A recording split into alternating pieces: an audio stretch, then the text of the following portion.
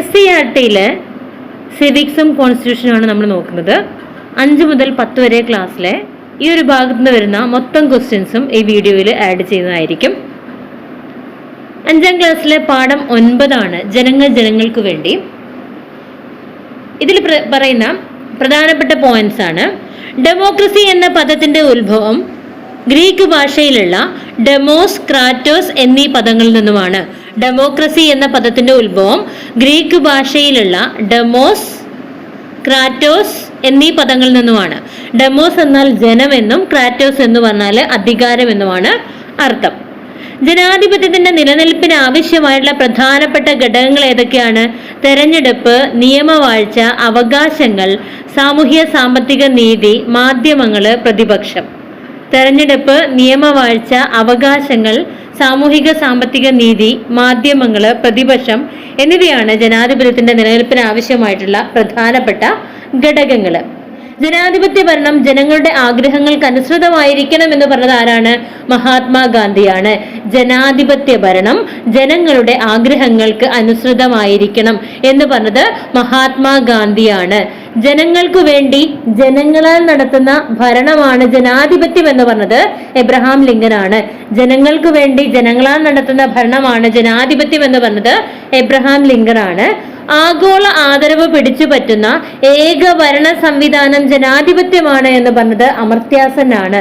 ആഗോള ആദരവ് പിടിച്ചു പറ്റുന്ന ഏക ഭരണ സംവിധാനം ജനാധിപത്യമാണ് എന്ന് പറഞ്ഞത് അമർത്യാസെൻ ആണ്. ആഗോള ആദരവ് പിടിച്ചു പറ്റുന്ന ഏക ഭരണ സംവിധാനം ജനാധിപത്യമാണ് എന്ന് പറഞ്ഞത് അമർത്യാസെൻ ആണ്. ഇനി 6ാം ക്ലാസ്സിലെ 10ാമത്തെ ചാപ്റ്റർ ആണ് ജനാധിപത്യവും അവകാശങ്ങളും എന്നുള്ളത്. ദക്ഷിണാഫ്രിക്കയിൽ ജനാധിപത്യ വിരുദ്ധ ഭരണകൂടത്തിനെതിരെ സമരം നയിച്ച് 26 വർഷത്തിലധികം ജയിൽവാസം അനുഭവിച്ച വ്യക്തിയാണ് നെൽസൺ മണ്ടേല. ദക്ഷിണാഫ്രിക്കയില് ജനാധിപത്യ വിരുദ്ധ ഭരണകൂടത്തിനെതിരെ സമരം നയിച്ച് 26 വർഷത്തിലധികം ജയിൽവാസം അനുഭവിച്ച വ്യക്തിയാണ് ആര്? Nelson Mandela. അദ്ദേഹം ജനിച്ചത് 1918 ജൂലൈ 18 1918 ജൂലൈ 18 അദ്ദേഹം ജനിച്ചത്. അദ്ദേഹം ദക്ഷിണാഫ്രിക്കയിലെ പ്രസിഡന്റായ വർഷം 1994 മെയ് 10 1994 മെയ് 10 അദ്ദേഹം ദക്ഷിണാഫ്രിക്കയിലെ പ്രസിഡന്റ് ആയത്.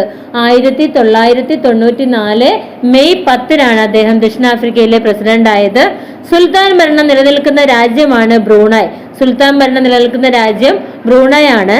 നിലവിലെ ഏറ്റവും പുതിയ ജനാധിപത്യ രാജ്യം ഭൂട്ടാനാണ്. നിലവിലെ ഏറ്റവും പുതിയ ജനാധിപത്യ രാജ്യം ഏതാണ്? ഭൂട്ടാനാണ്. സാർവദേശീയ മനുഷ്യാവകാശ പ്രഖ്യാപനം നിലവിൽ വന്നത് 1948 ഡിസംബർ 10 സാർവദേശീയ മനുഷ്യാവകാശ പ്രഖ്യാപനം 1948 ഡിസംബർ 10. സാർവദേശീയ മനുഷ്യാവകാശ പ്രഖ്യാപനം 1948 ഡിസംബർ 10. ദേശീയ മനുഷ്യാവകാശ നിയമം പാർലമെന്റ് പാസാക്കിയ വർഷം 1993. ദേശീയ മനുഷ്യാവകാശ നിയമം പാർലമെന്റ് പാസാക്കിയത് 1993 ഒക്ടോബർ 12. ദേശീയ മനുഷ്യാവകാശ നിയമം പാർലമെന്റ് പാസാക്കിയത് 1993 ഒക്ടോബർ 12. ദേശീയ മനുഷ്യാവകാശ നിയമം പാർലമെന്റ് പാസാക്കിയത് 1993 ഒക്ടോബർ 12. ദേശീയ മനുഷ്യാവകാശ കമ്മീഷനിലെ അംഗങ്ങള് 5 പേരാണ്. ദേശീയ മനുഷ്യാവകാശ കമ്മീഷനിലെ അംഗങ്ങള് 5 ആൾക്കാരാണ്. ദേശീയ മനുഷ്യാവകാശ കമ്മീഷനിലെ അംഗങ്ങള് 5 പേര്. നിലവിൽ ചെയർമാൻ അടക്കം 6 പേര്. ദേശീയ മനുഷ്യാവകാശ കമ്മീഷൻ ചെയർമാൻ ആകാനുള്ള പ്രധാന യോഗ്യത റിട്ടയേർഡ് സുപ്രീം കോടതി ചീഫ് ജസ്റ്റിസ്. ഇത് 2019 ഭേദഗതി പ്രകാരമാണ് ഈ ഒരു യോഗ്യത നിശ്ചയിച്ചത്. ദേശീയ മനുഷ്യാവകാശ കമ്മീഷൻ ചെയർമാൻ ആകാനുള്ള പ്രധാനപ്പെട്ട യോഗ്യത 2019 ഭേദഗതി അനുസരിച്ച് റിട്ടയേർഡ് സുപ്രീം കോടതി ചീഫ് ജസ്റ്റിസ്. ദേശീയ മനുഷ്യാവകാശ കമ്മീഷന്റെ ആദ്യ അധ്യക്ഷൻ ജസ്റ്റിസ് രംഗനാഥ മിശ്ര. ദേശീയ മനുഷ്യാവകാശ കമ്മീഷന്റെ ആദ്യ അധ്യക്ഷൻ ആരാണ്? ജസ്റ്റിസ് രംഗനാഥ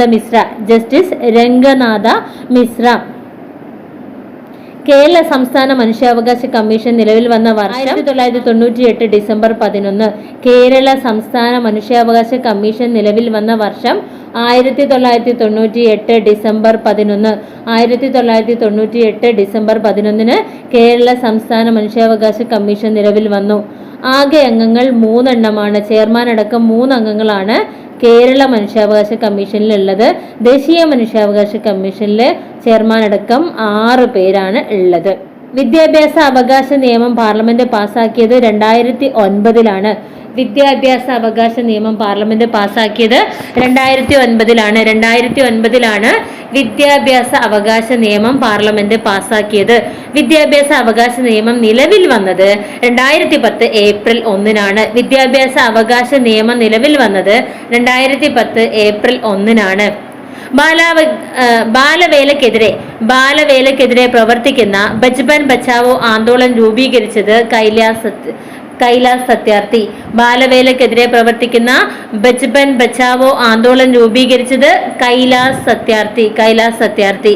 2014 മലാലയോടൊപ്പം സമാധാന നോബൽ നേടിയ ഇന്ത്യക്കാരൻ കൈലാസ് സത്യാർത്ഥി. 2014 മലാലയോടൊപ്പം സമാധാനത്തിന്റെ നോബൽ സമ്മാനം നേടിയ ഇന്ത്യക്കാരനാണ് കൈലാസ് സത്യാർത്ഥി. 2014 മലാലയോടൊപ്പം സമാധാനത്തിന്റെ നോബൽ സമ്മാനം നേടിയ ഇന്ത്യക്കാരനാണ് ആര്? കൈലാസ് സത്യാർത്ഥി. സ്ത്രീ വിവേചന ഉന്മൂലന ഉടമ്പടി ഐക്യരാഷ്ട്രസഭ അംഗീകരിച്ച വർഷം 1979. സ്ത്രീ വിവേചന ഉന്മൂലന ഉടമ്പടി ഐക്യരാഷ്ട്രസഭ അംഗീകരിച്ച വർഷം 1979. അപ്പൊ നമ്മൾ ആ പോയിന്റ്സ് ഒന്നുകൂടി റിവൈസ് ചെയ്ത് നോക്കാം. ദക്ഷിണാഫ്രിക്കയിൽ ജനാധിപത്യ വിരുദ്ധ ഭരണകൂടത്തിനെതിരെ സമരം നയിച്ച് 26 വർഷത്തിലധികം ജയിൽവാസം അനുഭവിച്ച വ്യക്തിയാണ് നെൽസൺ മണ്ടേല.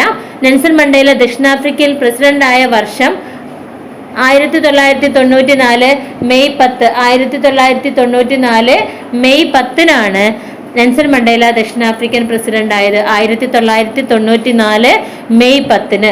സുൽത്താൻ ഭരണം നിലനിൽക്കുന്ന രാജ്യം ബ്രൂണയാണ്. നിലവിലെ ഏറ്റവും പുതിയ ജനാധിപത്യ രാജ്യം ഭൂട്ടാനാണ്.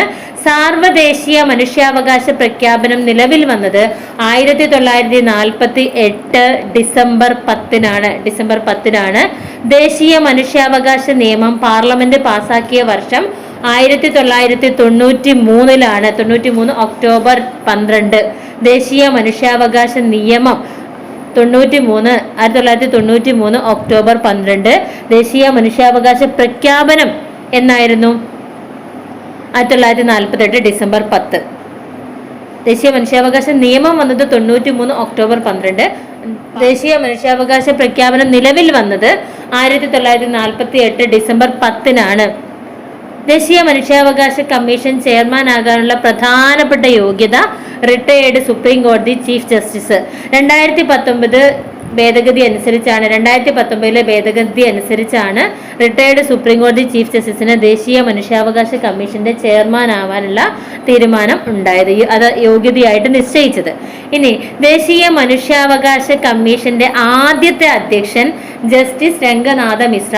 ദേശീയ മനുഷ്യാവകാശ കമ്മീഷന്റെ ആദ്യത്തെ അധ്യക്ഷൻ ജസ്റ്റിസ് രംഗനാഥ മിശ്ര. ദേശീയ മനുഷ്യാവകാശ കമ്മീഷന്റെ ആദ്യത്തെ അധ്യക്ഷൻ ആരാണ്? ജസ്റ്റിസ് രംഗനാഥ മിശ്ര. കേരള സംസ്ഥാന മനുഷ്യാവകാശ കമ്മീഷൻ നിലവിൽ വന്നത് 1998 ഡിസംബർ 11. സാർവദേശീയ മനുഷ്യാവകാശ പ്രഖ്യാപനം നിലവിൽ വന്നത് 1948 ഡിസംബർ 10. കേരള സംസ്ഥാന മനുഷ്യാവകാശ കമ്മീഷനില് ആകെ 3 അംഗങ്ങളാണ് ചെയർമാൻ അടക്കമുള്ളത്. വിദ്യാഭ്യാസ അവകാശ നിയമം പാസാക്കിയ വർഷം 2009. വിദ്യാഭ്യാസ അവകാശ നിയമം പാസാക്കിയ വർഷം 2009. വിദ്യാഭ്യാസ അവകാശ നിയമം നിലവിൽ വന്നത് 2010 ഏപ്രിൽ 1. വിദ്യാഭ്യാസ അവകാശ നിയമം പാസാക്കിയത് 2009. അത് നിലവിൽ വന്നത് 2010 ഏപ്രിൽ 1. ബാലവേലക്കെതിരെ പ്രവർത്തിക്കുന്ന ബച്പൻ ബച്ചാവോ ആന്തോളൻ രൂപീകരിച്ചത് കൈലാസ് സത്യാർത്ഥിയാണ്. 2014 മലാലയോടൊപ്പം സമാധാന നോബൽ നേടിയ ഇന്ത്യക്കാരൻ കൈലാസ് സത്യാർത്ഥി. സ്ത്രീ വിവേചന ഉന്മൂലന ഉടമ്പടി ഐക്യരാഷ്ട്രസഭ അംഗീകരിച്ച വർഷം 1979. സ്ത്രീ വിവേചന ഉന്മൂലന ഉടമ്പടി ഐക്യരാഷ്ട്രസഭ അംഗീകരിച്ച വർഷം 1979 ആണ്. 1979. 9ാം ക്ലാസ്സിലെ പാഠം 8 തെരഞ്ഞെടുപ്പും ജനാധിപത്യവും. സ്വതന്ത്ര ഇന്ത്യയിലെ ആദ്യ വോട്ടർ ശ്യാം സരൺ നെഗിയാണ്. ഹിമാചൽ പ്രദേശിലെ കിന്നാർ എന്ന സ്ഥലത്ത് നിന്ന് 1951 ഒക്ടോബർ 25 വോട്ട് ചെയ്ത വ്യക്തിയാണ് ആര്? ശ്യാം സരൺ നെഗി. ശ്യാം സരൺ നെഗി. സ്വതന്ത്ര ഇന്ത്യയിലെ ആദ്യത്തെ വോട്ടർ ശ്യാം സരൺ നെഗിയാണ്. ഹിമാചൽ പ്രദേശിലെ കിന്നാർ എന്ന സ്ഥലത്ത് നിന്ന് 1951 ഒക്ടോബർ 25. സ്വതന്ത്ര ഇന്ത്യയിലെ ആദ്യ തെരഞ്ഞെടുപ്പ് നടന്നത് 1952 ഹിമാചൽ പ്രദേശിലെ കിന്നാറിലാണ്. 6 മാസം മുമ്പ് അവിടെ നടത്തിയിട്ടുണ്ട്. 2014 ലോക്സഭാ തെരഞ്ഞെടുപ്പിന്റെ അംബാസിഡർ ശ്യാം സരൺ നെഗിയാണ്. 2014 ലോക്സഭാ തെരഞ്ഞെടുപ്പിന്റെ അംബാസിഡർ ആരാണ്? ശ്യാം സരൺ നെഗി. ശ്യാം സരൺ നെഗി. ഇന്ത്യയിലെ തെരഞ്ഞെടുപ്പ് രീതികളെ കുറിച്ച് നോക്കാം. പ്രത്യക്ഷ തെരഞ്ഞെടുപ്പ് എവിടേക്കൊക്കെയാണ് പ്രത്യക്ഷ തെരഞ്ഞെടുപ്പ് നടത്തുക? ലോകസഭ, സംസ്ഥാന നിയമസഭകള്, പ്രാദേശിക സ്വയംഭരണ സ്ഥാപനങ്ങള് എന്നിവിടങ്ങളിലേക്കൊക്കെ പ്രത്യക്ഷ തെരഞ്ഞെടുപ്പാണ് നടത്തുക. പരോക്ഷ തെരഞ്ഞെടുപ്പ് നടത്തുന്നത് രാഷ്ട്രപതി, ഉപരാഷ്ട്രപതി, രാജ്യസഭ.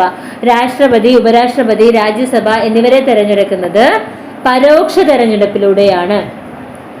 പഞ്ചായത്ത് മെമ്പർമാരെ തെരഞ്ഞെടുക്കുന്നത് പ്രത്യക്ഷ തെരഞ്ഞെടുപ്പാണ്. എന്നാൽ പഞ്ചായത്ത് പ്രസിഡന്റിനെ തെരഞ്ഞെടുക്കുന്നത് പരോക്ഷ തെരഞ്ഞെടുപ്പാണ്. ഇന്ത്യയില് പ്രത്യക്ഷ തെരഞ്ഞെടുപ്പിൽ വിജയിയെ തെരഞ്ഞെടുക്കുന്ന രീതി കേവല ഭൂരിപക്ഷ വ്യവസ്ഥ. പ്രത്യക്ഷ തെരഞ്ഞെടുപ്പിൽ വിജയിയെ തെരഞ്ഞെടുക്കുന്നത് എങ്ങനെയാണ്? കേവല ഭൂരിപക്ഷ വ്യവസ്ഥ എന്നുള്ള രീതിയിലാണ് വിജയിയെ തെരഞ്ഞെടുക്കുന്നത്. ഇന്ത്യയിൽ പരോക്ഷ തെരഞ്ഞെടുപ്പില്, അതായത് രാഷ്ട്രപതി, ഉപരാഷ്ട്രപതി, രാജ്യസഭാ തെരഞ്ഞെടുപ്പ്, ഇതിലൊക്കെ എന്താണ് വിജയിയെ തെരഞ്ഞെടുക്കുന്ന രീതി ഏതാ? ആനുപാതിക പ്രാതിനിധ്യ വ്യവസ്ഥ. ആനുപാതിക പ്രാതിനിധ്യ വ്യവസ്ഥ. സംസ്ഥാനങ്ങളിൽ നിന്ന് രാജ്യസഭയിലേക്കുള്ള അംഗങ്ങളെ തെരഞ്ഞെടുക്കുന്നത് സംസ്ഥാന നിയമസഭയിലെ MLA-മാരാണ്. സംസ്ഥാനങ്ങളിൽ നിന്ന് രാജ്യസഭയിലേക്ക് അംഗങ്ങളെ തെരഞ്ഞെടുക്കും. അതാരാണ്? സംസ്ഥാന നിയമസഭയിലെ MLA-മാരാണ്. രാജ്യത്തെ ആകെ ലോകസഭാ മണ്ഡലങ്ങൾ 543 ലോകസഭാ മണ്ഡലങ്ങളുണ്ട്. 543 ലോകസഭാ മണ്ഡലങ്ങൾ രാജ്യത്തുണ്ട്. കേരളത്തിലെ ലോകസഭാ മണ്ഡലങ്ങൾ 20 കേരളത്തിൽ 20 ലോകസഭാ മണ്ഡലങ്ങൾ. കേരളത്തിലെ നിയമസഭാ മണ്ഡലങ്ങൾ 140. കേരളത്തിൽ 140 നിയമസഭാ മണ്ഡലങ്ങളും 20 ലോകസഭാ മണ്ഡലങ്ങളുമുണ്ട്. ലോകസഭയിലെ പട്ടികവർഗ സംവരണ സീറ്റുകൾ 47.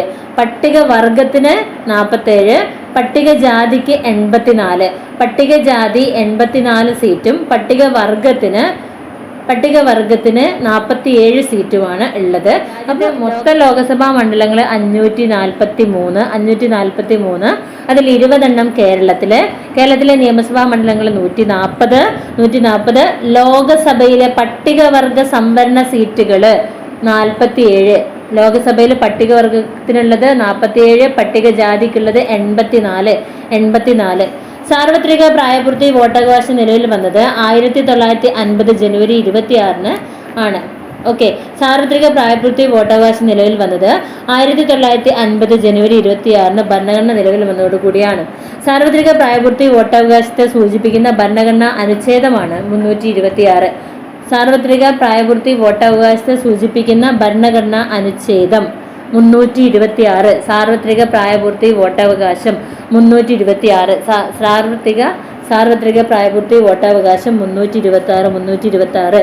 1989 വരെ വോട്ടവകാശത്തിനുള്ള പ്രായം 21 വയസ്സായിരുന്നു. വോട്ടിംഗ് പ്രായം 21 നിന്ന് 18 ആക്കിയ ഭേദഗതി 1989 61 ഭേദഗതി. വോട്ടിംഗ് പ്രായം 21 നിന്ന് 18 ആക്കിയത് 1989 61 ഭേദഗതി പ്രകാരം. 1989 ഭേദഗതി ഏതാണ്? 61 ഭേദഗതിയാണ്. ഇതനുസരിച്ചാണ് വോട്ടിംഗ് പ്രായം 21 നിന്ന് 18 ആക്കി മാറ്റിയത്.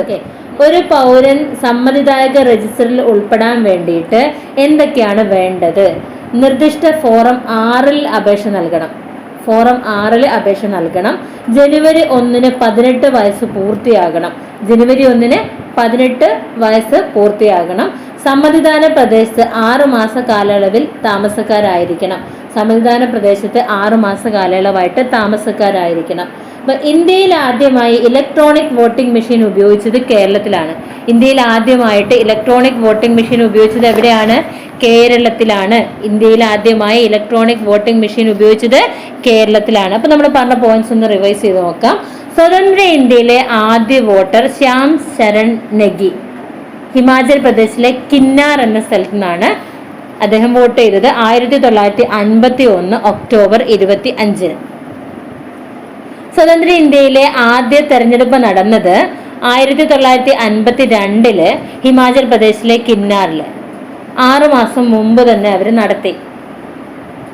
2014 ലോക്സഭാ തെരഞ്ഞെടുപ്പിന്റെ അംബാസിഡർ ശ്യാം ശരൺ നെഗിയാണ്. ഇന്ത്യയിലെ തെരഞ്ഞെടുപ്പ് രീതികൾ ഒന്ന് പ്രത്യക്ഷ തെരഞ്ഞെടുപ്പ്, മറ്റൊന്ന് പരോക്ഷ തെരഞ്ഞെടുപ്പ്. ലോകസഭ, സംസ്ഥാന നിയമസഭകള്, പ്രാദേശിക സ്വയംഭരണ സ്ഥാപനങ്ങള് ഇവിടങ്ങളിലേക്കൊക്കെ തെരഞ്ഞെടുക്കുന്നത് പ്രത്യക്ഷ തെരഞ്ഞെടുപ്പാണ്. എന്നാൽ രാഷ്ട്രപതി, ഉപരാഷ്ട്രപതി, രാജ്യസഭ എന്നിവിടേക്കുള്ള തെരഞ്ഞെടുപ്പുകള് പരോക്ഷ തെരഞ്ഞെടുപ്പാണ്. പഞ്ചായത്ത് മെമ്പറെ തെരഞ്ഞെടുക്കുന്നത് പ്രത്യക്ഷ തെരഞ്ഞെടുപ്പ്, പഞ്ചായത്ത് പ്രസിഡന്റിനെ തെരഞ്ഞെടുക്കുന്നത് പരോക്ഷ തെരഞ്ഞെടുപ്പ്. ഇന്ത്യയിലെ പ്രത്യക്ഷ തെരഞ്ഞെടുപ്പിൽ വിജയിയെ തെരഞ്ഞെടുക്കുന്നതിനുള്ള രീതി പ്രത്യക്ഷ തെരഞ്ഞെടുപ്പിൽ കേവല ഭൂരിപക്ഷത്തിന്റെ രീതി അനുസരിച്ചാണ് വിജയിനെ എടുക്കുക. എന്നാൽ പരോക്ഷ തെരഞ്ഞെടുപ്പിൽ, അതായത് രാഷ്ട്രപതി, ഉപരാഷ്ട്രപതി, രാജ്യസഭ എന്നിവിടങ്ങളിലേക്കുള്ള തെരഞ്ഞെടുപ്പ് വിജയികളെ തെരഞ്ഞെടുക്കുന്നത് ആനുപാതിക പ്രാതിനിധ്യ വ്യവസ്ഥ അനുസരിച്ചാണ്. പരോക്ഷ തെരഞ്ഞെടുപ്പിൽ ആനുപാതിക പ്രാതിനിധ്യ വ്യവസ്ഥ. സംസ്ഥാനങ്ങളിൽ നിന്ന് രാജ്യസഭയിലേക്കുള്ള അംഗങ്ങളെ തെരഞ്ഞെടുക്കുന്നത് MLA-മാരാണ്. അതായത് സംസ്ഥാന നിയമസഭയിലെ MLA-മാരാണ്. രാജ്യത്തെ ആകെ ലോകസഭാ മണ്ഡലങ്ങൾ 543 രാജ്യത്തെ ആകെ ലോകസഭാ മണ്ഡലങ്ങൾ 543. നമ്മുടെ കേരളത്തിലെ 20 ലോകസഭാ മണ്ഡലങ്ങള്, കേരളത്തിലെ നിയമസഭാ മണ്ഡലങ്ങള് 140, ലോകസഭയിലെ പട്ടികവർഗ സംവരണ സീറ്റുകൾ 47, പട്ടികജാതിക്കുള്ള സീറ്റ് 84. സെറ്റാണല്ലോ. സാർവത്രിക പ്രായപൂർത്തി വോട്ടവകാശം നിലവിൽ വന്നത് 1950 ജനുവരി 26 സാർവത്രിക പ്രായപൂർത്തി വോട്ടവകാശം 1950 ജനുവരി 26 ഭരണഘടന നിലവിൽ വന്നതോടുകൂടി സാർവത്രിക പ്രായപൂർത്തി വോട്ടവകാശം നിലവിൽ വന്നു. സാർവത്രിക പ്രായപൂർത്തി വോട്ടവകാശത്തെ സൂചിപ്പിക്കുന്ന ഭരണഘടന 326 സാർവത്രിക പ്രായപൂർത്തി വോട്ടവകാശത്തെ സൂചിപ്പിക്കുന്ന ഭരണഘടനാ അനുച്ഛേദം. 1989 വരെ വോട്ടവകാശത്തിനുള്ള പ്രായം 21 വയസ്സായിരുന്നു. 89 വരെ 21 വയസ്സായിരുന്നു. എന്നാൽ 1989 61-ാം ഭരണഘടനാ ഭേദഗതി അനുസരിച്ച് വോട്ടിംഗ് പ്രായം 21 നിന്ന് 18 ആക്കി കുറച്ചു. 1989 ഭേദഗതി ഏതാണ്? 61-ാം ഭേദഗതി. ഇതനുസരിച്ച് വോട്ടിംഗ് പ്രായം 21 നിന്ന് 18 ആക്കി കുറച്ചു. ഒരു പൗരൻ സമ്മതിദാന രജിസ്റ്ററിൽ ഉൾപ്പെടാൻ വേണ്ട കാര്യങ്ങൾ എന്തൊക്കെയാണ്? നിർദ്ദിഷ്ട ഫോറം 6 അപേക്ഷ നൽകണം. ജനുവരി 1 18 വയസ്സ് തികഞ്ഞിരിക്കണം. സമ്മതിദാന പ്രദേശത്ത് 6 മാസ കാലയളവിൽ താമസമുള്ള ആളായിരിക്കണം. ഇന്ത്യയിൽ ആദ്യമായിട്ട് ഇലക്ട്രോണിക് വോട്ടിംഗ് സിസ്റ്റം കൊണ്ടുവന്നത്, ഇന്ത്യയിൽ ആദ്യമായി ഇലക്ട്രോണിക് വോട്ടിംഗ് മെഷീൻ ഉപയോഗിച്ചത് കേരളത്തിലാണ്. തെരഞ്ഞെടുപ്പിൽ മത്സരിക്കാനുള്ള കുറഞ്ഞ പ്രായം രാഷ്ട്രപതി, ഉപരാഷ്ട്രപതി എന്നിവർക്ക് തെരഞ്ഞെടുപ്പിൽ മത്സരിക്കാൻ 35 വയസ്സുള്ള ആൾക്കാണ് പറ്റുക. 35 വയസ്സ്. രാജ്യസഭയിലേക്ക് മത്സരിക്കാൻ 30 വയസ്സ്. ലോകസഭ, സംസ്ഥാന നിയമസഭ എന്നിവയിലേക്ക് മത്സരിക്കാൻ 25 വയസ്സ്. നഗരസഭകൾ, പഞ്ചായത്ത് എന്നിവയിലേക്ക് മത്സരിക്കാൻ 21 വയസ്സ്.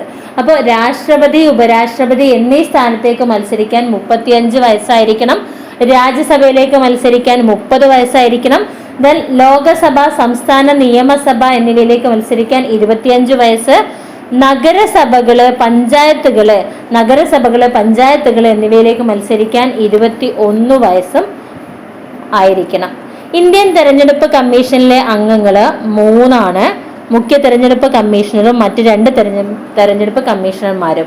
ഇന്ത്യൻ തെരഞ്ഞെടുപ്പ് കമ്മീഷനിൽ എത്ര അംഗങ്ങളുണ്ട്? 3 അംഗങ്ങളുണ്ട്. ഇന്ത്യൻ തെരഞ്ഞെടുപ്പ് കമ്മീഷനിൽ 3 അംഗങ്ങളുണ്ട്. മുഖ്യ തെരഞ്ഞെടുപ്പ് കമ്മീഷണറും മറ്റ് 2 തെരഞ്ഞെടുപ്പ് കമ്മീഷണർമാരും. തിരഞ്ഞെടുപ്പ് കമ്മീഷൻ അംഗങ്ങളെ നിയമിക്കുന്നത് ആരാണ്? രാഷ്ട്രപതിയാണ്. തിരഞ്ഞെടുപ്പ് കമ്മീഷൻ അംഗങ്ങളെ നിയമിക്കുന്നത് രാഷ്ട്രപതി. തിരഞ്ഞെടുപ്പ് കമ്മീഷൻ അംഗങ്ങളെ നിയമിക്കുന്നത് രാഷ്ട്രപതിയാണ്. രാഷ്ട്രപതി, ഉപരാഷ്ട്രപതി, രാജ്യസഭ, ലോകസഭ, സംസ്ഥാന നിയമസഭ തെരഞ്ഞെടുപ്പുകൾ എന്നിവ നടത്തുന്നത് ഇന്ത്യൻ തെരഞ്ഞെടുപ്പ് കമ്മീഷനാണ്. രാഷ്ട്രപതി, ഉപരാഷ്ട്രപതി, രാജ്യസഭ, ലോകസഭ, സംസ്ഥാന നിയമസഭ തെരഞ്ഞെടുപ്പുകൾ ഇവയെല്ലാം നടത്തുന്നത് ഇന്ത്യൻ തെരഞ്ഞെടുപ്പ് കമ്മീഷനാണ്. രാഷ്ട്രപതി, ഉപരാഷ്ട്രപതി, രാജ്യസഭ, ലോകസഭ, സംസ്ഥാന നിയമസഭ തെരഞ്ഞെടുപ്പുകൾ ഇവയെല്ലാം ആരാണ് നടത്തുന്നത്? ഇന്ത്യൻ തെരഞ്ഞെടുപ്പ് കമ്മീഷനാണ്. ഇന്ത്യയുടെ ആദ്യ തെരഞ്ഞെടുപ്പ് കമ്മീഷണറാണ് സുകുമാർ സെൻ. ഇന്ത്യയുടെ ആദ്യത്തെ തെരഞ്ഞെടുപ്പ് കമ്മീഷണർ സുകുമാർ സെൻ ആണ്. പഞ്ചായത്തുകൾ, നഗരസഭകൾ എന്നിവയിലേക്കുള്ള തെരഞ്ഞെടുപ്പ് നടത്തുന്നത് സംസ്ഥാന തെരഞ്ഞെടുപ്പ് കമ്മീഷനാണ്. പഞ്ചായത്തുകൾ, നഗരസഭകൾ എന്നിവയിലേക്കുള്ള തെരഞ്ഞെടുപ്പ് നടത്തുന്നത് സംസ്ഥാന തെരഞ്ഞെടുപ്പ് കമ്മീഷനാണ്. അപ്പോൾ രാഷ്ട്രപതി, ഉപരാഷ്ട്രപതി, രാജ്യസഭ, ലോകസഭ, സംസ്ഥാന നിയമസഭാ തെരഞ്ഞെടുപ്പുകൾ ഇതെല്ലാം തന്നെ ആരാണ്? ഇന്ത്യൻ തെരഞ്ഞെടുപ്പ് കമ്മീഷനാണ്. എന്നാൽ പഞ്ചായത്തുകൾ, നഗരസഭകൾ എന്നിവയിലേക്ക് സംസ്ഥാന തെരഞ്ഞെടുപ്പ് കമ്മീഷനാണ് തെരഞ്ഞെടുപ്പ് നടത്തുന്നത്. ഇന്ത്യയിലെ ആദ്യത്തെ തെരഞ്ഞെടുപ്പ് കമ്മീഷനാണ് സുകുമാർ സെൻ. എല്ലാ സംസ്ഥാനങ്ങളിലും സംസ്ഥാന തെരഞ്ഞെടുപ്പ് കമ്മീഷനെ രൂപീകരിച്ച ഭരണഘടനാ ഭേദഗതി 73-74. എല്ലാ സംസ്ഥാനങ്ങളിലും സംസ്ഥാന തെരഞ്ഞെടുപ്പ് കമ്മീഷൻ രൂപീകരിച്ച ഭരണഘടനാ ഭേദഗതിയാണ് 73-74. അപ്പൊ നമ്മൾ പറഞ്ഞു സാർവത്രിക പ്രായപൂർത്തി വോട്ടവകാശത്തെ കുറിച്ച് പറയുന്ന ഭരണഘടനാ അനുച്ഛേദം 326 വോട്ടിംഗ് പ്രായം 21 നിന്ന് 18 മാറ്റിയ ഭരണഘടനാ ഭേദഗതി 1989 61 ഭരണഘടനാ ഭേദഗതിയാണ്. എല്ലാ സംസ്ഥാനങ്ങളിലും സംസ്ഥാന തെരഞ്ഞെടുപ്പ് കമ്മീഷൻ രൂപീകരിച്ച ഭരണഘടനാ ഭേദഗതി 73-74 ഭേദഗതികളാണ്. എല്ലാ സംസ്ഥാനങ്ങളിലും സംസ്ഥാന തെരഞ്ഞെടുപ്പ് കമ്മീഷൻ രൂപീകരിച്ച ഭേദഗതി 73-74. തെരഞ്ഞെടുപ്പ് കമ്മീഷന്റെ ചുമതലകൾ എന്തൊക്കെയാണ്?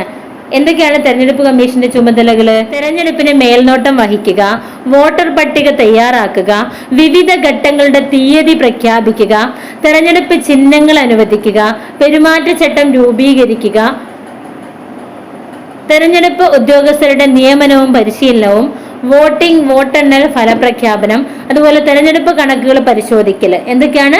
തെരഞ്ഞെടുപ്പിന് മേൽനോട്ടം വഹിക്കുക, വോട്ടർ പട്ടിക തയ്യാറാക്കുക, വിവിധ ഘട്ടങ്ങളുടെ തീയതി പ്രഖ്യാപിക്കുക, തെരഞ്ഞെടുപ്പ് ചിഹ്നങ്ങൾ അനുവദിക്കുക, പെരുമാറ്റച്ചട്ടം രൂപീകരിക്കുക, തെരഞ്ഞെടുപ്പ് ഉദ്യോഗസ്ഥരുടെ നിയമനവും പരിശീലനവും, വോട്ടെണ്ണൽ ഫലപ്രഖ്യാപനം, തെരഞ്ഞെടുപ്പ് കണക്കുകൾ പരിശോധിക്കൽ. ഇതെല്ലാം തന്നെ തെരഞ്ഞെടുപ്പ് കമ്മീഷന്റെ ചുമതലകളാണ്.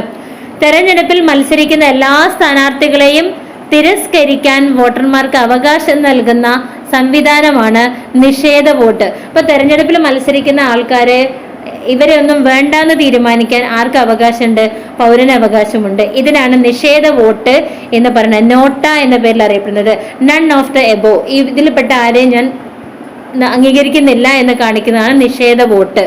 ഒരു രാഷ്ട്രീയ പാർട്ടിയെ ദേശീയ പാർട്ടിയായോ സംസ്ഥാന പാർട്ടിയായോ അംഗീകരിക്കുന്നതിന് പ്രത്യേക മാനദണ്ഡങ്ങൾ നിർണ്ണയിക്കുന്നത് തെരഞ്ഞെടുപ്പ് കമ്മീഷനാണ്. ഒരു രാഷ്ട്രീയ പാർട്ടിയെ ദേശീയ പാർട്ടിയായോ സംസ്ഥാന പാർട്ടിയായോ അംഗീകരിക്കണമെങ്കിൽ അതിന് ചില മാനദണ്ഡങ്ങളുണ്ട്. ഇത് തീരുമാനിക്കുന്നത് തെരഞ്ഞെടുപ്പ് കമ്മീഷനാണ്. ദേശീയ പാർട്ടി എന്ന് പറയുമ്പോൾ ലോക്സഭാ തെരഞ്ഞെടുപ്പിൽ പോൾ ചെയ്ത ആകെ വോട്ടിന്റെ 6% 4 അതിലധികമോ സംസ്ഥാനങ്ങളിൽ നിന്നായി നേടിയിരിക്കണം ഒരു ദേശീയ പാർട്ടി ആവാനുള്ള യോഗ്യത. ലോക്സഭാ തെരഞ്ഞെടുപ്പിൽ പോൾ ചെയ്ത ആകെ വോട്ടിന്റെ 6% 4 അതിലധികമോ സംസ്ഥാനങ്ങളിൽ നിന്ന് കിട്ടിയിട്ടുണ്ടാവണം. 1 അതിലധികമോ സംസ്ഥാനങ്ങളിൽ നിന്നായി 4 ലോക്സഭാ സീറ്റ് കിട്ടിയിരിക്കണം. 1 അതിലധികമോ സംസ്ഥാനങ്ങളിൽ നിന്നായിട്ട് 4 ലോക്സഭാ സീറ്റ് കിട്ടിയിരിക്കണം. ഇങ്ങനെയാണെങ്കിലേ ദേശീയ പാർട്ടി എന്നൊരു ലേബലിലേക്ക് വരുള്ളൂ. സംസ്ഥാന പാർട്ടി ആവാനോ സംസ്ഥാന നിയമസഭാ തെരഞ്ഞെടുപ്പിൽ ആകെ പോൾ ചെയ്ത വോട്ടിന്റെ 6% വോട്ട് അവർക്ക് കിട്ടിയിരിക്കണം. 2 സീറ്റെങ്കിലും കിട്ടിയിരിക്കണം. സംസ്ഥാനത്ത് 2 സീറ്റെങ്കിലും അവർക്ക് കിട്ടിയിരിക്കണം. 6% വോട്ട് കിട്ടിയിരിക്കണം. അങ്ങനെയാണെങ്കിൽ മാത്രമേ സംസ്ഥാന പാർട്ടിയായിട്ട് ഒരു പാർട്ടി മാറുകയുള്ളൂ. ദേശീയ പാർട്ടി, സംസ്ഥാന പാർട്ടി അംഗീകാരമില്ലാത്ത മറ്റു പാർട്ടികളെ അറിയപ്പെടുന്നത് രജിസ്ട്രേഡ് പാർട്ടികൾ എന്ന പേരിലാണ്. രജിസ്ട്രേഡ് പാർട്ടികൾ. ദേശീയ പാർട്ടി, സംസ്ഥാന പാർട്ടി എന്നിങ്ങനെ അംഗീകാരമില്ലാത്ത മറ്റു പാർട്ടികളെ രജിസ്ട്രേഡ് പാർട്ടികൾ എന്ന പേരിൽ അറിയപ്പെടുന്നു. തെരഞ്ഞെടുപ്പ് പ്രവചന ശാസ്ത്രം അറിയപ്പെടുന്നത് സെഫോളജി. തെരഞ്ഞെടുപ്പിന്റെ പ്രവചന ശാസ്ത്രത്തെ അറിയപ്പെടുന്നത് സെഫോളജി എന്ന പേരിലാണ്. സെഫോളജി, തെരഞ്ഞെടുപ്പ് പ്രവചന ശാസ്ത്രം. രാജ്യത്തെ പ്രായപൂർത്തിയായ എല്ലാവർക്കും ജാതി, മത, ഭാഷ, ലിംഗ ഭേദമില്ലാതെ വോട്ടവകാശമുണ്ട്. സ്ഥാനാർത്ഥികൾക്ക് ചിഹ്നം അനുവദിക്കുന്നത് തെരഞ്ഞെടുപ്പ് കമ്മീഷനാണ്. ചിഹ്നം അനുവദിക്കുന്നത് തെരഞ്ഞെടുപ്പ് കമ്മീഷനാണ്. 10ാം ക്ലാസ്സിലെ പാഠം 3 പൊതുഭരണം. പൊതുഭരണം എന്നാൽ ഗവൺമെന്റ് ഭരണത്തെ സംബന്ധിക്കുന്നതാണ് എന്ന് അഭിപ്രായപ്പെട്ടത് എൻ ഗ്ലാഡൻ ആണ്. പൊതുഭരണം എന്നാൽ ഗവൺമെന്റ് ഭരണത്തെ സംബന്ധിക്കുന്നതാണ് എന്ന് അഭിപ്രായപ്പെട്ടത് എൻ ഗ്ലാഡൻ രാജ്യത്ത് നിലവിലുള്ള നിയമങ്ങളും ഗവൺമെന്റിന്റെ നയപരിപാടികളും വികസന പദ്ധതികളും നടപ്പിലാക്കുന്നതിന് ഭൗതിക സാഹചര്യങ്ങളും മനുഷ്യവിഭവവും ഫലപ്രദമായി വിനിയോഗിക്കുന്നത് അറിയപ്പെടുന്നത് പൊതുഭരണം. രാജ്യത്ത് നിലവിലുള്ള നിയമങ്ങളും ഗവൺമെന്റിന്റെ നയപരിപാടികളും വികസന പദ്ധതികളും നടപ്പാക്കുന്നതിന് ഭൗതിക സാഹചര്യങ്ങളും മനുഷ്യവിഭവവും ഫലപ്രദമായിട്ട് വിനിയോഗിക്കുന്നതാണ് പൊതുഭരണം. നിങ്ങൾ എന്തെങ്കിലും നടപ്പാക്കുന്നതിന് മുമ്പ് നിങ്ങൾ കണ്ട പാവപ്പെട്ടവനും നിസ്സഹായനുമായ ഒരുവന്റെ മുഖം ഓർക്കുക. ഞാനിപ്പോൾ ചെയ്യാൻ പോകുന്നത് ആ പാവപ്പെട്ടവന് എങ്ങനെ സഹായകരമാകുമെന്ന് ചിന്തിക്കുക. സഹായകരമാകുമെന്ന് സ്വയം ചോദിക്കുക. ഇങ്ങനെ അഭിപ്രായപ്പെട്ടത് മഹാത്മാഗാന്ധിയാണ്. നിങ്ങൾ എന്തെങ്കിലും നടപ്പാക്കുന്നതിന് മുമ്പ് നിങ്ങൾ കണ്ട പാവപ്പെട്ടവനും നിസ്സഹായനുമായ ഒരുവന്റെ മുഖം ഓർക്കുക. ഞാനിപ്പോൾ ചെയ്യാൻ പോകുന്നത് ആ പാവപ്പെട്ടവന് എങ്ങനെ സഹായകരമാകുമെന്ന് സ്വയം ചോദിക്കുക എന്ന് പറഞ്ഞത് മഹാത്മാഗാന്ധി. ഗ്രാമസ്വരാജ് എന്ന ആശയത്തിന്റെ ഉപജ്ഞാതാവാണ് അദ്ദേഹം. ഗ്രാമസ്വരാജ് മഹാത്മാഗാന്ധിയുടേതാണ്. രാജ്യത്തിന്റെ ഭരണകാര്യങ്ങൾ നിർവഹിക്കുകയും പൊതു ഭരണത്തിന്റെ കീഴിൽ പ്രവർത്തിക്കുകയും ചെയ്യുന്ന ഉദ്യോഗസ്ഥരാണ് ബ്യൂറോക്രസി അഥവാ ഉദ്യോഗസ്ഥ വൃന്ദം. കേന്ദ്ര ഗവൺമെന്റിന്റെയും സംസ്ഥാന ഗവൺമെന്റിന്റെയും കീഴിൽ പ്രവർത്തിക്കുന്ന മുഴുവൻ ഉദ്യോഗസ്ഥരും വിവിധ പൊതുമേഖലാ സ്ഥാപനങ്ങളിലെ ഉദ്യോഗസ്ഥരും ഉൾപ്പെട്ടതാണ് ഇന്ത്യൻ സിവിൽ സർവീസ്. കേന്ദ്ര ഗവൺമെന്റിലും സംസ്ഥാന ഗവൺമെന്റിലും പ്രവർത്തിക്കുന്ന മുഴുവൻ ഉദ്യോഗസ്ഥരും പൊതുമേഖലാ സ്ഥാപനങ്ങളിലെ ഉദ്യോഗസ്ഥരും അടങ്ങിയതാണ് ഇന്ത്യൻ സിവിൽ സർവീസ്. അപ്പോൾ ഇന്ത്യൻ സിവിൽ സർവീസിന് എന്ന് പറഞ്ഞാൽ 3 ഭാഗങ്ങൾ അടങ്ങിയതാണ്. ഏതൊക്കെയാണ്? അഖിലേന്ത്യാ സർവീസ്, കേന്ദ്ര സർവീസ്, സംസ്ഥാന സർവീസ്. അപ്പോൾ അഖിലേന്ത്യാ സർവീസിൽ പെടുന്നതാണ് ഏതൊക്കെ? നമ്മുടെ ഇന്ത്യൻ പോലീസ് സർവീസും ഇന്ത്യൻ അഡ്മിനിസ്ട്രേറ്റീവ് സർവീസും. IPS-ഉം IAS-ഉം അഖിലേന്ത്യാ സർവീസാണ്. ദേശീയ തലത്തിൽ തിരഞ്ഞെടുക്കുന്നതാണ് അഖിലേന്ത്യാ സർവീസ്. കേന്ദ്ര സർവീസിലോ സംസ്ഥാന സർവീസിലോ ആണ് അവർ ജോലിക്ക് നിയമിക്കപ്പെടുന്നത്. കേന്ദ്ര സർവീസിലോ സംസ്ഥാന സർവീസിലോ ആണ് അവർ ജോലിക്ക് നിയമിക്കപ്പെടുന്നത്. Indian administrative service IAS, Indian police service, ഇത് രണ്ടും അഖിലേന്ത്യാ സർവീസാണ്. ഇനി കേന്ദ്ര സർവീസ് എന്ന് പറഞ്ഞാൽ ദേശീയ തലത്തിൽ തിരഞ്ഞെടുക്കുന്നതാണ്. കേന്ദ്ര ഗവൺമെന്റിന് മാത്രം അധികാരമുള്ള ഭരണവകുപ്പുകളിലാണ് അവർ നിയമിക്കപ്പെടുക. അഖിലേന്ത്യാ സർവീസ്, ഓൾ ഇന്ത്യ സിവിൽ സർവീസിലുള്ളവരെ കേന്ദ്ര സർവീസിലും സംസ്ഥാന സർവീസിലും നിയമിക്കപ്പെടും. എന്നാൽ കേന്ദ്ര സർവീസ്, സെൻട്രൽ സർവീസിലുള്ളവരെ കേന്ദ്ര ഗവൺമെന്റിന് മാത്രമാണ് നിയമിക്കപ്പെടുക. Indian foreign service, Indian railway service. Indian foreign സർവീസും ഇന്ത്യൻ റെയിൽവേ സർവീസും സെൻട്രൽ സർവീസാണ്. ഇനി സംസ്ഥാന സർവീസ് എന്ന് പറയുമ്പോഴോ സംസ്ഥാന തലത്തിലാണ് തിരഞ്ഞെടുക്കുന്നത്. സംസ്ഥാന ഗവൺമെന്റിന് കീഴിൽ വരുന്ന വകുപ്പുകളിൽ മാത്രമാണ് അവർ നിയമിക്കപ്പെടുന്നത്. Sales tax officer, sales tax officer എവിടെ മാത്രമാണ്? സംസ്ഥാനങ്ങളിൽ മാത്രമാണ് നിയമിക്കപ്പെടുക. അത് സംസ്ഥാന തലത്തിലാണ് അവർ തിരഞ്ഞെടുക്കപ്പെടുന്നതും. കേന്ദ്ര സർവീസിലേക്കും അഖിലേന്ത്യാ സർവീസിലേക്കും ഉദ്യോഗസ്ഥരെ തിരഞ്ഞെടുക്കുന്നത് UPSC ആണ്. അതായത് യൂണിയൻ പബ്ലിക് സർവീസ് കമ്മീഷനാണ്. UPSC ചെയർമാനെയും അംഗങ്ങളെയും നിയമിക്കുന്നത് രാഷ്ട്രപതിയാണ്.